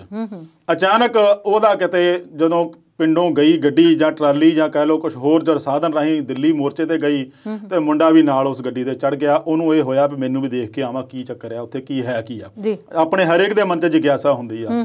ਉੱਥੇ ਪਹੁੰਚਿਆ ਤਾਂ ਉਹਨੇ ਮੋਬਾਈਲ ਲਿਆ ਕਰ ਬੰਦ, ਮੋਬਾਈਲ ਬੰਦ ਕਰਕੇ ਉਹਦਾ ਇਹੋ ਜਿਹਾ ਦਿਨ ਲੱਗਾ ਵੀ ਉੱਥੇ 1 ਦਿਨ 2 ਦਿਨ 4 ਦਿਨ 8 ਦਿਨ ਲੰਘ ਗਏ, ਘਰਾਂ ਦੇ ਨਾਲ ਕੋਈ ਸੰਪਰਕ ਨਹੀਂ, ਈਵਨ ਉਸ ਲੜਕੀ ਨਾਲ ਕੋਈ ਸੰਪਰਕ ਨਹੀਂ, ਉਹਨਾਂ ਦੇ ਮਾਂ-ਬਾਪ ਨਾਲ ਕੋਈ ਸੰਪਰਕ ਨਹੀਂ। ਉਹ ਇੰਨਾ ਮਗਨ ਹੋਇਆ ਉੱਥੇ ਵੀ ਰਹੇ ਰੱਬ ਦਾ ਨਾਮ। ਜਦੋਂ ਤਰੀਕ ਹੈ ਨੇੜੇ ਆ ਗਈ ਵਿਆਹ ਦੀ, ਉਹਨੂੰ ਕਿਤੇ ਖਿਆਲ ਆਇਆ ਵੀ ਯਾਰ ਮੈਂ ਘਰ ਗੱਲ ਇਹ ਨਹੀਂ ਕੀਤੀ ਵੀ ਇੱਕ ਵਾਰੀ ਗੱਲ ਤਾਂ ਕਰ ਲਵਾਂ। ਉਹਨੇ ਫਿਰ ਉਸ ਦਿਨ ਮੋਬਾਈਲ ਚਲਾਇਆ। ਖੈਰ ਉਹਨਾਂ ਨੇ ਪੁਲਿਸ ਕੋਲ ਵੀ ਰਿਪੋਰਟ ਕਰਤੀ, ਉਹਦੀ ਲੋਕੇਸ਼ਨ ਵੀ ਦੇਖੀ ਗਈ ਵੀ ਇਸ ਸ਼ਹਿਰ ਦੇ ਵਿੱਚ ਆਖਰੀ ਲੋਕੇਸ਼ਨ ਸੀਗੀ। ਉਸ ਤੋਂ ਬਾਅਦ ਫੋਨ ਬੰਦ ਆ। ਉਹਨੇ ਜਦੋਂ ਫੋਨ ਕੀਤਾ ਤਾਂ ਜਦੋਂ ਉਸੇ ਲੜਕੀ ਨੂੰ ਫੋਨ ਕੀਤਾ ਵੀ ਮੈਂ ਇੱਥੇ ਆ, ਪਹਿਲਾਂ ਤਾਂ ਉਹਨੂੰ ਪੈਂਦੇ ਸਿੱਟੇ ਬਹੁਤ ਕੁਝ ਬੋਲਿਆ, ਉਹਨੂੰ ਗਾਲਾਂ ਤੱਕ ਵੀ ਕੱਢੀਆਂ, ਉਹਨੂੰ ਬਹੁਤ ਕਾਫੀ ਕੁਝ ਬੋਲਿਆ। ਪਰ ਉਹਨੇ ਜਦੋਂ ਕਿਹਾ ਵੀ ਇੱਕ ਵਾਰੀ ਠਰਮੇ ਨਾਲ ਮੇਰੀ ਗੱਲ ਤਾਂ ਸੁਣ ਲਾ, ਜਦੋਂ ਉਹਨੇ ਸਾਰੀ ਕਹਾਣੀ ਦੱਸੀ ਫਿਰ ਉਹ ਕਹਿੰਦੀ ਉਹਦੇ ਨਾਲ ਸਹਿਮਤ ਹੋ ਗਈ। ਕਹਿੰਦਾ ਵੀ ਹੁਣ ਆਪਾਂ ਇੰਨਾ ਤਾਮ ਝਾਮ ਨਹੀਂ ਕਰਨਾ, ਜਿੰਨਾ ਵੀ ਸੌਖਾ ਸਹੀ ਤਰੀਕੇ ਨਾਲ ਛੋਟੇ ਤਰੀਕੇ ਨਾਲ ਬਿਲਕੁਲ ਘੱਟ ਖਰਚੇ ਨਾਲ ਹੋਵੇ ਵਿਆਹ ਕਰਾ ਦੇਣਾ। ਤੇ ਉਹ ਕਹਿੰਦੀ ਫਿਰ ਮੇਰੀ ਵੀ ਇੱਕ ਸ਼ਰਤ ਆ। ਕਹਿੰਦਾ ਕੀ? ਕਹਿੰਦੇ ਫਿਰ ਵਿਆਹ ਕਰਾ ਕੇ ਆਪਾਂ ਦੂਸਰੇ ਦਿਨ ਇੱਥੇ ਸਿੰਘੂ ਬਾਰਡਰ ਪਹੁੰਚ ਜਾਣਾ। ਇਹ ਹੁੰਦਾ ਜਜ਼ਬਾ। ਸੋ ਹਰੇਕ ਔਰਤ ਦੇ ਜੇ ਉਹ ਸਾਥ ਨਾ ਦਿੰਦੀ, 8 ਦਿਨ ਹੋ ਗਏ ਸੀ ਸੰਪਰਕ ਤੋਂ, ਹੋ ਸਕਦਾ ਉਹਨਾਂ ਦੇ ਵਿੱਚ ਕੁਝ ਇਹੋ ਜਿਹੀ ਅਣਬਣ ਬਣ ਜਾਂਦੀ। ਪਰ ਉਸ ਔਰਤ ਨੇ ਵੀ ਪੂਰਾ ਸੰਜਮ ਰੱਖਿਆ, ਰੱਬ ਤੇ ਭਰੋਸਾ ਰੱਖਿਆ, ਔਰ ਉਸ ਬੰਦੇ ਨੇ ਵੀ ਆਪਣੀ ਉੱਥੇ ਲਗਨ ਜ਼ਰੂਰ ਰੱਖੀ ਆ, ਪਰ ਘਰ ਦਾ ਖਿਆਲ ਰੱਖ ਕੇ ਉਸ ਸਥਿਤੀ ਤੇ ਫਿਰ ਲੈ ਆਂਦੀ ਗੱਲ ਵੀ ਆਪਾਂ ਇੰਨਾ ਖਰਚਾ ਨਹੀਂ ਕਰਨਾ। ਔਰ ਉਹਦੇ ਵਿੱਚ ਫਿਰ ਉਸੇ ਔਰਤ ਦਾ, ਉਸੇ ਲੜਕੀ ਦਾ ਇਹੋ ਜਿਹਾ ਸਾਥ ਰਿਹਾ। ਉਹ ਕਹਿੰਦੀ ਵੀ ਮੇਰੀ ਵੀ ਸ਼ਰਤ ਆ, ਤਾਂ ਹੀ ਵਿਆਹ ਕਰਾਉਂਗੀ ਵੀ ਜੇ ਮੈਂ ਤੇਰੇ ਨਾਲ ਹੀ ਇੱਥੇ ਸਿੰਘੂ ਬਾਰਡਰ ਜਿੰਨਾ ਚਿਰ ਅੰਦੋਲਨ ਖਤਮ ਨਹੀਂ ਹੁੰਦਾ ਮੈਂ ਇੱਥੇ ਰਹੂੰਗੀ। ਇਹ ਕਹਿੰਦੇ ਆ ਮਹਿਲਾ ਸਸ਼ਕਤੀਕਰਨ, ਐਮਪਾਵਰਮੈਂਟ ਜਿਹਨੂੰ ਕਹਿੰਦੇ ਆ ਜੀ। ਸੋ ਉਹ ਐਮਪਾਵਰਮੈਂਟ ਜਿਹੜਾ ਆ ਉਹ ਕਿਸਾਨ ਮਨਾ ਰਿਹਾ ਜੀ। ਬਹੁਤ ਖੂਬ, ਬਹੁਤ ਵਧੀਆ ਗੱਲ ਸਾਂਝੀ ਕੀਤੀ ਅਵਤਾਰ ਜੀ। ਤੇ ਸ਼ਰਮਾ ਜੀ ਤੁਹਾਡੇ ਵੱਲ ਆਉਂਦੇ ਆ। ਪੰਜਾਬ ਸਰਕਾਰ ਵੱਲੋਂ MC ਤੇ ਕੌਂਸਲ ਚੋਣਾਂ ਦਾ ਐਲਾਨ ਕੀਤਾ ਗਿਆ ਜੀ। ਇਹ ਐਲਾਨ ਥੋੜਾ ਜਲਦੀ ਹੈ ਕਿ ਲੇਟ ਹੋ ਗਿਆ? ਜਲਦੀ ਹੋਵੇ ਜਾਂ ਲੇਟ ਹੋਵੇ, ਐਲਾਨ ਹੋ ਗਿਆ ਜੀ। ਤੇ ਜਿਹੜੀਆਂ ਸਾਡੀਆਂ ਸਿਆਸੀ ਪਾਰਟੀਆਂ ਆ, ਇਹਨਾਂ ਲਈ ਸਭ ਤੋਂ ਵੱਡਾ ਜਿਹੜਾ ਫੰਕਸ਼ਨ ਆ, ਸਭ ਤੋਂ ਵੱਡਾ ਜਿਹੜਾ ਤਿਉਹਾਰ ਆ ਉਹ ਚੋਣਾਂ ਹੀ ਆ, ਕਿਉਂਕਿ ਇਹਨਾਂ ਨੂੰ ਸੱਤਾ ਦੀ ਲੋੜ ਆ। ਹਾਲਾਂਕਿ ਜਿਹੜੀਆਂ ਇਲੈਕਸ਼ਨਸ ਬਣੀਆਂ ਤਾਂ ਇਸ ਕਰਕੇ ਸੀਗੀਆਂ ਕਿ ਸਾਡੀਆਂ ਇਹਨਾਂ ਬੋਡੀਜ਼ ਦੀ ਜਦੋਂ ਚੋਣ ਹੋਵੇ ਤੇ ਸਾਡੇ ਸਰਕਾਰਾਂ ਦਾ ਲੋਕਲ ਪੱਧਰ ਤੇ ਜਿਹੜਾ ਕੰਮਕਾਰ ਆ ਉਹ ਵਧੀਆ ਤਰੀਕੇ ਨਾਲ ਚੱਲੇ। ਇਹ ਆਪਣੇ ਇਲਾਕੇ ਨੂੰ ਸਮਝਣ, ਦੇਖਣ ਤੇ ਉੱਥੇ ਦੀਆਂ ਜਿਹੜੀਆਂ ਮੁਸੀਬਤਾਂ ਆ ਉਹਨਾਂ ਨੂੰ ਬੈਠ ਕੇ ਡਿਸਕਸ ਕਰਨ, ਉਹਦੇ ਮੁਤਾਬਕ ਪਲਾਨ ਬਣਾਏ ਜਾਣ ਤੇ ਜਿਹੜੀਆਂ ਸਰਕਾਰਾਂ ਚੁਣੀਆਂ ਜਾਣ, ਚਾਹੇ ਉਹ ਮਿਊਨਿਸਪਲ ਕਾਰਪੋਰੇਸ਼ਨਸ ਨੇ ਤੇ ਚਾਹੇ ਉਹ ਨਗਰ ਨਿਗਮ ਨੇ। ਤੇ ਇਹਨਾਂ ਸਾਰੀਆਂ ਚੀਜ਼ਾਂ ਨੂੰ ਦੇਖਦੇ ਹੋਏ, ਪਰ ਜਦੋਂ ਅਸੀਂ ਪਿਛਲੇ 10-20 ਸਾਲ 'ਚ ਦੇਖਦੇ ਹਾਂ, ਚੋਣਾਂ ਹੁੰਦੀਆਂ ਕਿਸੇ ਹੋਰ ਕੰਮ ਲਈ ਨੇ, ਪਰ ਉਹ ਆ ਜਾਂਦੀਆਂ ਨੇ ਸਿਰਫ ਸਿਆਸੀ ਚੌਧਰ ਲਈ। ਹਾਲਾਂਕਿ ਇਹਦੇ ਵਿੱਚ ਕੰਮ ਵੀ ਹੁੰਦੇ ਨੇ, ਆਪਾਂ ਇਸ ਗੱਲ ਤੋਂ ਇਨਕਾਰੀ ਨਹੀਂ ਹੋ ਸਕਦੇ ਕਿ ਕੰਮ ਨਹੀਂ ਹੁੰਦੇ, ਪਰ ਉਹ ਜਿਹੜੇ ਕੰਮ ਆ ਉਹ ਕਿੰਨੇ ਕੁ ਹੁੰਦੇ ਨੇ ਤੇ ਕਿੰਨੇ ਕੁ ਹੋਣੇ ਚਾਹੀਦੇ ਨੇ, ਉਹਦੇ ਲਈ ਅਸੀਂ ਕਈ ਵਾਰ ਇਸ ਪ੍ਰੋਗਰਾਮ 'ਚ ਜਾਂ ਵੱਖਰੇ ਟਾਈਮ 'ਤੇ ਅਸੀਂ ਗੱਲ ਜ਼ਿਕਰ ਕਰਦੇ ਹਾਂ ਕਿ ਰਾਜੀਵ ਗਾਂਧੀ ਜੀ ਨੇ ਇੱਕ ਵਾਰ ਕਿਹਾ ਸੀ, ਸਾਡੇ ਪ੍ਰਧਾਨ ਮੰਤਰੀ ਸੀ, ਕਿ ਜਦੋਂ ਸੈਂਟਰ 1 ਰੁਪਈਆ ਦਿੰਦਾ ਤਾਂ ਥੱਲੇ ਤੱਕ ਪਹੁੰਚਦੇ 9 ਪੈਸੇ ਲੱਗਦੇ ਆ, 9 ਪੈਸੇ ਲੱਗਦੇ ਆ। ਤੇ ਜੇ ਅੱਧੋ ਅੱਧੀ ਵੀ ਚੱਲਦਾ ਰਵੇ, ਅਸੀਂ ਕਿੰਨੇ ਇਮਾਨਦਾਰ ਲੋਕ ਆ, ਅਸੀਂ ਸੋਚਦੇ ਹਾਂ ਕਿ ਅੱਧੇ ਕੁ ਵੀ ਲੱਗ ਜਾਣ ਤਦ ਵੀ ਭਲਾ ਹੀ ਆ। ਜਦ ਕਿ ਜੇ ਅਸੀਂ ਅਸਲੀਅਤ ਦੀ ਗੱਲ ਕਰੀਏ ਤਾਂ ਲੱਗਣੇ ਤੇ ਸਾਰੇ ਚਾਹੀਦੇ ਨੇ। ਤੇ ਗੱਲ ਤੇ ਆਈਏ ਆਪਾਂ ਆਪਣੇ ਸਵਾਲ ਤੇ, ਚੋਣਾਂ ਦਾ ਐਲਾਨ ਕਰ ਦਿੱਤਾ। 8 ਨਗਰ ਨਿਗਮ ਨੇ ਤੇ 109 ਮਿਊਨਿਸਪਲ ਕਾਰਪੋਰੇਸ਼ਨ ਤੇ ਜਿਹੜੀਆਂ ਕੌਂਸਲਸ ਨੇ, ਤੇ ਉਹਦੀਆਂ ਜਿਹੜੀਆਂ ਚੋਣਾਂ ਆ ਉਹ ਐਲਾਨ ਕਰ ਦਿੱਤਾ। ਚੋਣ ਜਾਬਤਾ ਲਾਗੂ ਹੋ ਗਿਆ। 14 ਫਰਵਰੀ ਨੂੰ ਵੋਟਾਂ ਹੋਣੀਆਂ ਨੇ ਤੇ 17 ਫਰਵਰੀ ਨੂੰ ਰਿਜ਼ਲਟ ਆ ਜਾਣੇ ਨੇ। ਸ਼ਹਿਰਾਂ ਦੇ ਵਿੱਚ ਨਵੀਆਂ ਸਰਕਾਰਾਂ ਬਣ ਜਾਣੀਆਂ ਨੇ। ਪਰ ਇਸ ਵਾਰ ਦੀਆਂ ਜਿਹੜੀਆਂ ਚੋਣਾਂ ਨੇ ਉਹ ਇੱਕ ਹੋਰ ਤਰੀਕੇ ਦੇ ਨਾਲ ਜ਼ਿਆਦਾ ਇੰਪੋਰਟੈਂਟ ਨੇ, ਕਿਉਂਕਿ ਅਸੀਂ ਪਿਛਲੇ 2-3 ਮਹੀਨਿਆਂ ਤੋਂ ਗੱਲ ਕਿਸਾਨ ਅੰਦੋਲਨ ਦੀ ਕਰਦੇ ਹਾਂ ਤੇ ਇਹਨਾਂ ਚੋਣਾਂ ਦੇ ਉੱਤੇ ਮੈਨੂੰ ਲੱਗਦਾ ਹੈ ਕਿ ਬਹੁਤ ਸਾਰਾ ਪ੍ਰਭਾਵ ਦੇਖਣ ਨੂੰ ਮਿਲੇਗਾ। ਤੇ ਇਸ ਦੇ ਨਾਲ ਇੱਕ ਹੋਰ ਵੀ ਗੱਲ ਇੰਪੋਰਟੈਂਟ ਹੈ ਕਿ 2022 ਯਾਨੀ ਕਿ ਅਗਲੇ ਸਾਲ ਇਹਨਾਂ ਦਿਨਾਂ ਦੇ ਵਿੱਚ ਹੀ ਵਿਧਾਨ ਸਭਾ ਦੀਆਂ ਚੋਣਾਂ ਨੇ, ਤੇ ਇਹਨਾਂ ਚੋਣਾਂ ਨੂੰ ਪੰਜਾਬ ਦੀਆਂ ਵਿਧਾਨ ਸਭਾ ਚੋਣਾਂ ਦੀ ਰਿਹਰਸਲ ਦੇ ਰੂਪ ਦੇ ਵਿੱਚ ਘੱਟੋ ਘੱਟ ਸਾਡੀ ਆਪਣੀ ਜਿਹੜੀ ਮੌਜੂਦਾ ਸਰਕਾਰ ਆ ਉਹ ਜ਼ਰੂਰ ਕਰਾਉਣਾ ਚਾਹੂਗੀ। ਅਸੀਂ ਬਹੁਤ ਵਾਰ ਦੇਖਿਆ ਕਿ ਜਿਹੜੀਆਂ ਇਹ ਕੌਂਸਲ ਦੀਆਂ ਚੋਣਾਂ ਹੁੰਦੀਆਂ ਨੇ, ਇੱਥੇ ਵਿੱਚ ਸਰਕਾਰ ਦਾ ਜਿਹੜਾ ਸਿੱਕਾ ਆ ਉਹ ਭਾਰੀ ਹੁੰਦਾ, ਸਰਕਾਰ ਦਾ ਹੱਥ ਭਾਰੀ ਹੁੰਦਾ, ਮਸ਼ੀਨਰੀ ਉਹਨਾਂ ਕੋਲ ਹੁੰਦੀ ਆ, ਸਰਕਾਰ ਉਹਨਾਂ ਦੇ ਕੋਲ ਹੁੰਦੀ ਆ, ਤੇ ਉਹ ਬਹੁਤ ਸਾਰੀਆਂ ਚੀਜ਼ਾਂ ਇੱਧਰ ਉੱਧਰ ਕਰ ਲੈਂਦੇ ਨੇ। ਪਰ ਜਿੱਦਾਂ ਪਿਛਲੇ ਸਮੇਂ ਦੇ ਵਿੱਚ ਲੋਕਾਂ ਨੇ ਸਾਡੀਆਂ ਸਿਆਸੀ ਧਿਰਾਂ ਨੂੰ ਨਕਾਰਿਆ, ਸ਼ੇਰਗਿੱਲ ਸਾਹਿਬ ਮੈਨੂੰ ਇੱਦਾਂ ਲੱਗਦਾ ਕਿ ਜੇ ਵੋਟ ਪਰਸੈਂਟੇਜ ਘਟੂਗਾ ਤਾਂ ਸਰਕਾਰਾਂ ਨੂੰ ਸੋਚਣਾ ਪਊਗਾ। ਬਿਲਕੁਲ ਜੀ, ਸੋਚਣਾ ਪੈ ਜ਼ਰੂਰੀ ਚਾਹੀਦਾ ਵੀ ਆ ਸੋਚਣਾ। ਤੇ ਅਸੀਂ ਇਸੇ ਪ੍ਰੋਗਰਾਮ ਤੋਂ ਗੱਲ ਕੀਤੀ ਸੀ ਕਿ ਜੇ ਸਰਕਾਰਾਂ ਸਾਡੀਆਂ ਚੰਗੀਆਂ ਹੁੰਦੀਆਂ ਤਾਂ ਉਹ ਇੱਦਾਂ ਸੋਚਦੀਆਂ ਕਿ ਇਹਨਾਂ ਚੋਣਾਂ ਨੂੰ ਆਪਾਂ ਘੱਟੋ ਘੱਟ ਮਹੀਨਾ 2 ਮਹੀਨੇ ਹੋਲਡ ਕਰ ਲਈਏ ਜਦ ਤੱਕ ਕਿਸਾਨ ਸਾਡੇ ਵਾਪਸ ਨਹੀਂ ਆਉਂਦੇ। ਪਰ ਜਿੱਦਾਂ ਮੈਂ ਪਹਿਲਾਂ ਕਿਹਾ ਵੀ ਇਹਨਾਂ ਲਈ ਬਾਕੀ ਜਿਹੜੀਆਂ ਚੀਜ਼ਾਂ ਉਹ ਬਹੁਤ ਘੱਟ ਇੰਪੋਰਟੈਂਟ ਨੇ ਤੇ ਚੋਣਾਂ ਇਹਨਾਂ ਲਈ ਤਿਉਹਾਰ ਨੇ। ਤੇ ਪਰ ਮੈਨੂੰ ਇਹ ਲੱਗਦਾ ਗੱਲ ਉਹੀ 2 ਮੁੱਦਿਆਂ ਤੇ ਨੇ ਕਿ ਇੱਕ ਤਾਂ ਇਹ ਚੋਣਾਂ ਸਰਕਾਰ ਜਿਹੜੀ ਆ ਉਹ ਰਿਹਰਸਲ ਦੇ ਤੌਰ ਤੇ ਦੇਖੂਗੀ, ਤੇ ਦੂਜਾ ਇਹਨਾਂ ਚੋਣਾਂ ਦੇ ਉੱਤੇ ਕਿਸਾਨੀ ਮੁੱਦੇ ਬਹੁਤ ਹਾਵੀ ਰਹਿਣਗੇ। ਕਿਸਾਨੀ ਮੁੱਦਿਆਂ ਦੀ ਗੱਲ ਮੈਂ 1 ਮਿੰਟ ਲਈ ਕਰਨੀ ਚਾਹੂੰਗਾ। ਜਿੱਦਾਂ ਇਹਨਾਂ ਨੇ ਕਿਹਾ ਵੀ ਕਿਸਾਨੀ ਮੁੱਦੇ ਹਾਵੀ ਰਹਿਣਗੇ, ਹਰਿਆਣੇ ਦੇ ਵਿੱਚ ਵੀ ਪੰਚਾਇਤ ਚੋਣਾਂ ਹੋ ਰਹੀਆਂ ਜੀ, ਫਰਵਰੀ ਦੇ ਵਿੱਚ ਹੋਣੀਆਂ ਆ। ਉੱਥੇ ਨੌਜਵਾਨ ਜਿਹੜਾ ਨਾ ਇੰਨਾ ਕੁ ਜਾਗਰੂਕ ਹੋ ਗਿਆ ਆ ਵੀ ਉਹਨਾਂ ਨੇ ਸਪੀਕਰਾਂ ਤੇ ਪਿੰਡਾਂ ਦੇ ਵਿੱਚ ਇਹ ਐਲਾਨ ਕਰਨਾ ਸ਼ੁਰੂ ਕਰਤਾ ਪਰ ਭਾਈ ਸਰਪੰਚੀ ਦੀ ਜਿਹਨੇ ਚੋਣ ਲੜਨੀ ਆ ਨਾ ਉਹ ਪਹਿਲਾਂ ਇੱਕ ਵਾਰੀ ਸਿੰਘੂ ਬਾਰਡਰ ਹੋ ਕੇ ਆ ਕੇ ਸਾਨੂੰ ਦੱਸੇ ਉੱਥੇ ਵੀ ਪਹੁੰਚਿਆ ਕਿ ਨਹੀਂ ਪਹੁੰਚਿਆ। ਆਪਦੇ ਕੋਲ ਜਿੱਦਾਂ ਦਾ ਵੀ ਸਾਧਨ ਆ, ਚਾਹੇ ਕਿਸੇ ਕੋਲ ਟਰੈਕਟਰ ਟਰਾਲੀ ਆ ਚਾਹੇ ਗੱਡੀ ਆ, ਉਹ ਉੱਥੋਂ ਪਹੁੰਚ ਕੇ ਆਊਗਾ ਫੇਰ ਹੀ ਸਰਪੰਚੀ ਦੀ ਚੋਣ ਲੜ ਸਕੂਗਾ, ਨਹੀਂ ਤਾਂ ਅਸੀਂ ਉਹਨੂੰ ਪ੍ਰਵਾਨ ਨਹੀਂ ਕਰਨਾ। ਸੋ ਇਹੀ ਹਾਲ ਮੈਨੂੰ ਲੱਗਦਾ ਜੇ ਨਗਰ ਨਿਗਮ ਚੋਣਾਂ 'ਚ ਹੋਵੇ। ਖੈਰ ਇੱਕ ਪਾਰਟੀ ਦਾ ਤਾਂ ਖਲਾਰਾ ਇੱਕ ਥਾਂ ਤੇ ਕਾਫੀ ਪੈ ਚੁੱਕਾ ਆ। ਆਉਣ ਵਾਲੇ ਦਿਨਾਂ ਦੇ ਵਿੱਚ ਮੈਨੂੰ ਲੱਗਦਾ ਵੀ ਜਿਹੜੀ ਪਾਰਟੀ ਬਹੁਤ ਹੀ ਹਾਸ਼ੀਏ 'ਚ ਗਈ ਆ ਉਹ ਹੁਣ ਇਸ ਵੇਲੇ ਮੈਂ ਪੜ੍ਹਿਆ ਵੀ ਕਿਤੇ ਵੀ ਅਸੀਂ ਕਿਸੇ ਨਾਲ ਗੱਠਜੋੜ ਨਹੀਂ ਕਰਾਵਾਂਗੇ। ਭਰਾਵਾ ਕਿਸੇ ਨੂੰ ਕੀ ਲੋੜ ਪਈ ਆਪਣੀ ਜਾਨ ਗਵਾਉਣ ਲਈ, ਤੇਰੇ ਨਾਲ ਗੱਠਜੋੜ ਕਰਕੇ ਮਰਿਆਂ ਦੇ ਨਾਲ ਆਪ ਮਰਾਂਗੇ, ਉਹਦਾ ਕੀ ਫਾਇਦਾ ਹੈ ਨਾ। ਸੋ ਇਹੋ ਜਿਹਾ ਬਿਆਨ ਦੇਣ ਲੱਗਿਆ ਵੀ ਮੈਂ ਦੇਖਿਆ ਕਈ ਵਾਰੀ ਉਹ ਗੁਰੇਜ਼ ਨਹੀਂ ਕਰਦੇ ਵੀ ਤੁਹਾਡੇ ਨਾਲ ਤੇ ਜਾਣਾ ਉਦੋਂ ਨਹੀਂ ਕੋਈ ਸੋਚਦਾ ਵਿਚਾਰਾ ਵੀ ਹਰੇਕ ਥਾਂ ਤੇ ਤੁਹਾਡਾ ਵਿਰੋਧ ਹੋ ਰਿਹਾ ਤੇ ਗੱਠਜੋੜ ਦੀ ਗੱਲ ਤਾਂ ਬਹੁਤ ਦੂਰ ਦੀ ਗੱਲ ਹੈ ਜੀ। ਤੇ ਇਸ ਵੇਲੇ ਇਸ ਪ੍ਰੋਗਰਾਮ 'ਚ ਵਿਚਾਰ ਤਾਂ ਬਹੁਤ ਸਾਰੇ ਨੇ ਜਿਨ੍ਹਾਂ ਤੇ ਚਰਚਾ ਕਰਨੀ ਹੈ, ਪਰ ਸਮਾਂ ਹੋਰ ਨਹੀਂ ਹੈ। ਇਸ ਲਈ ਸਟੂਡੀਓ 'ਚ ਆਉਣ ਲਈ ਤੇ ਵਿਚਾਰ ਸਾਂਝੇ ਕਰਨ ਲਈ ਤੁਹਾਡਾ ਬਹੁਤ ਬਹੁਤ ਸ਼ੁਕਰੀਆ। ਧੰਨਵਾਦ। ਸੋ ਦਰਸ਼ਕਾਂ ਦਾ ਵੀ ਧੰਨਵਾਦ ਕਰਦੇ ਹਾਂ ਵਿਚਾਰ ਚਰਚਾ ਦੇ ਇਸ ਅੰਕ ਨਾਲ ਜੁੜਨ ਲਈ। ਅਗਲੇ ਪ੍ਰੋਗਰਾਮ 'ਚ ਫੇਰ ਤੋਂ ਹੋਏਗੀ ਮੁਲਾਕਾਤ। ਉਦੋਂ ਤੱਕ ਲਈ ਸਤਿ ਸ੍ਰੀ ਅਕਾਲ।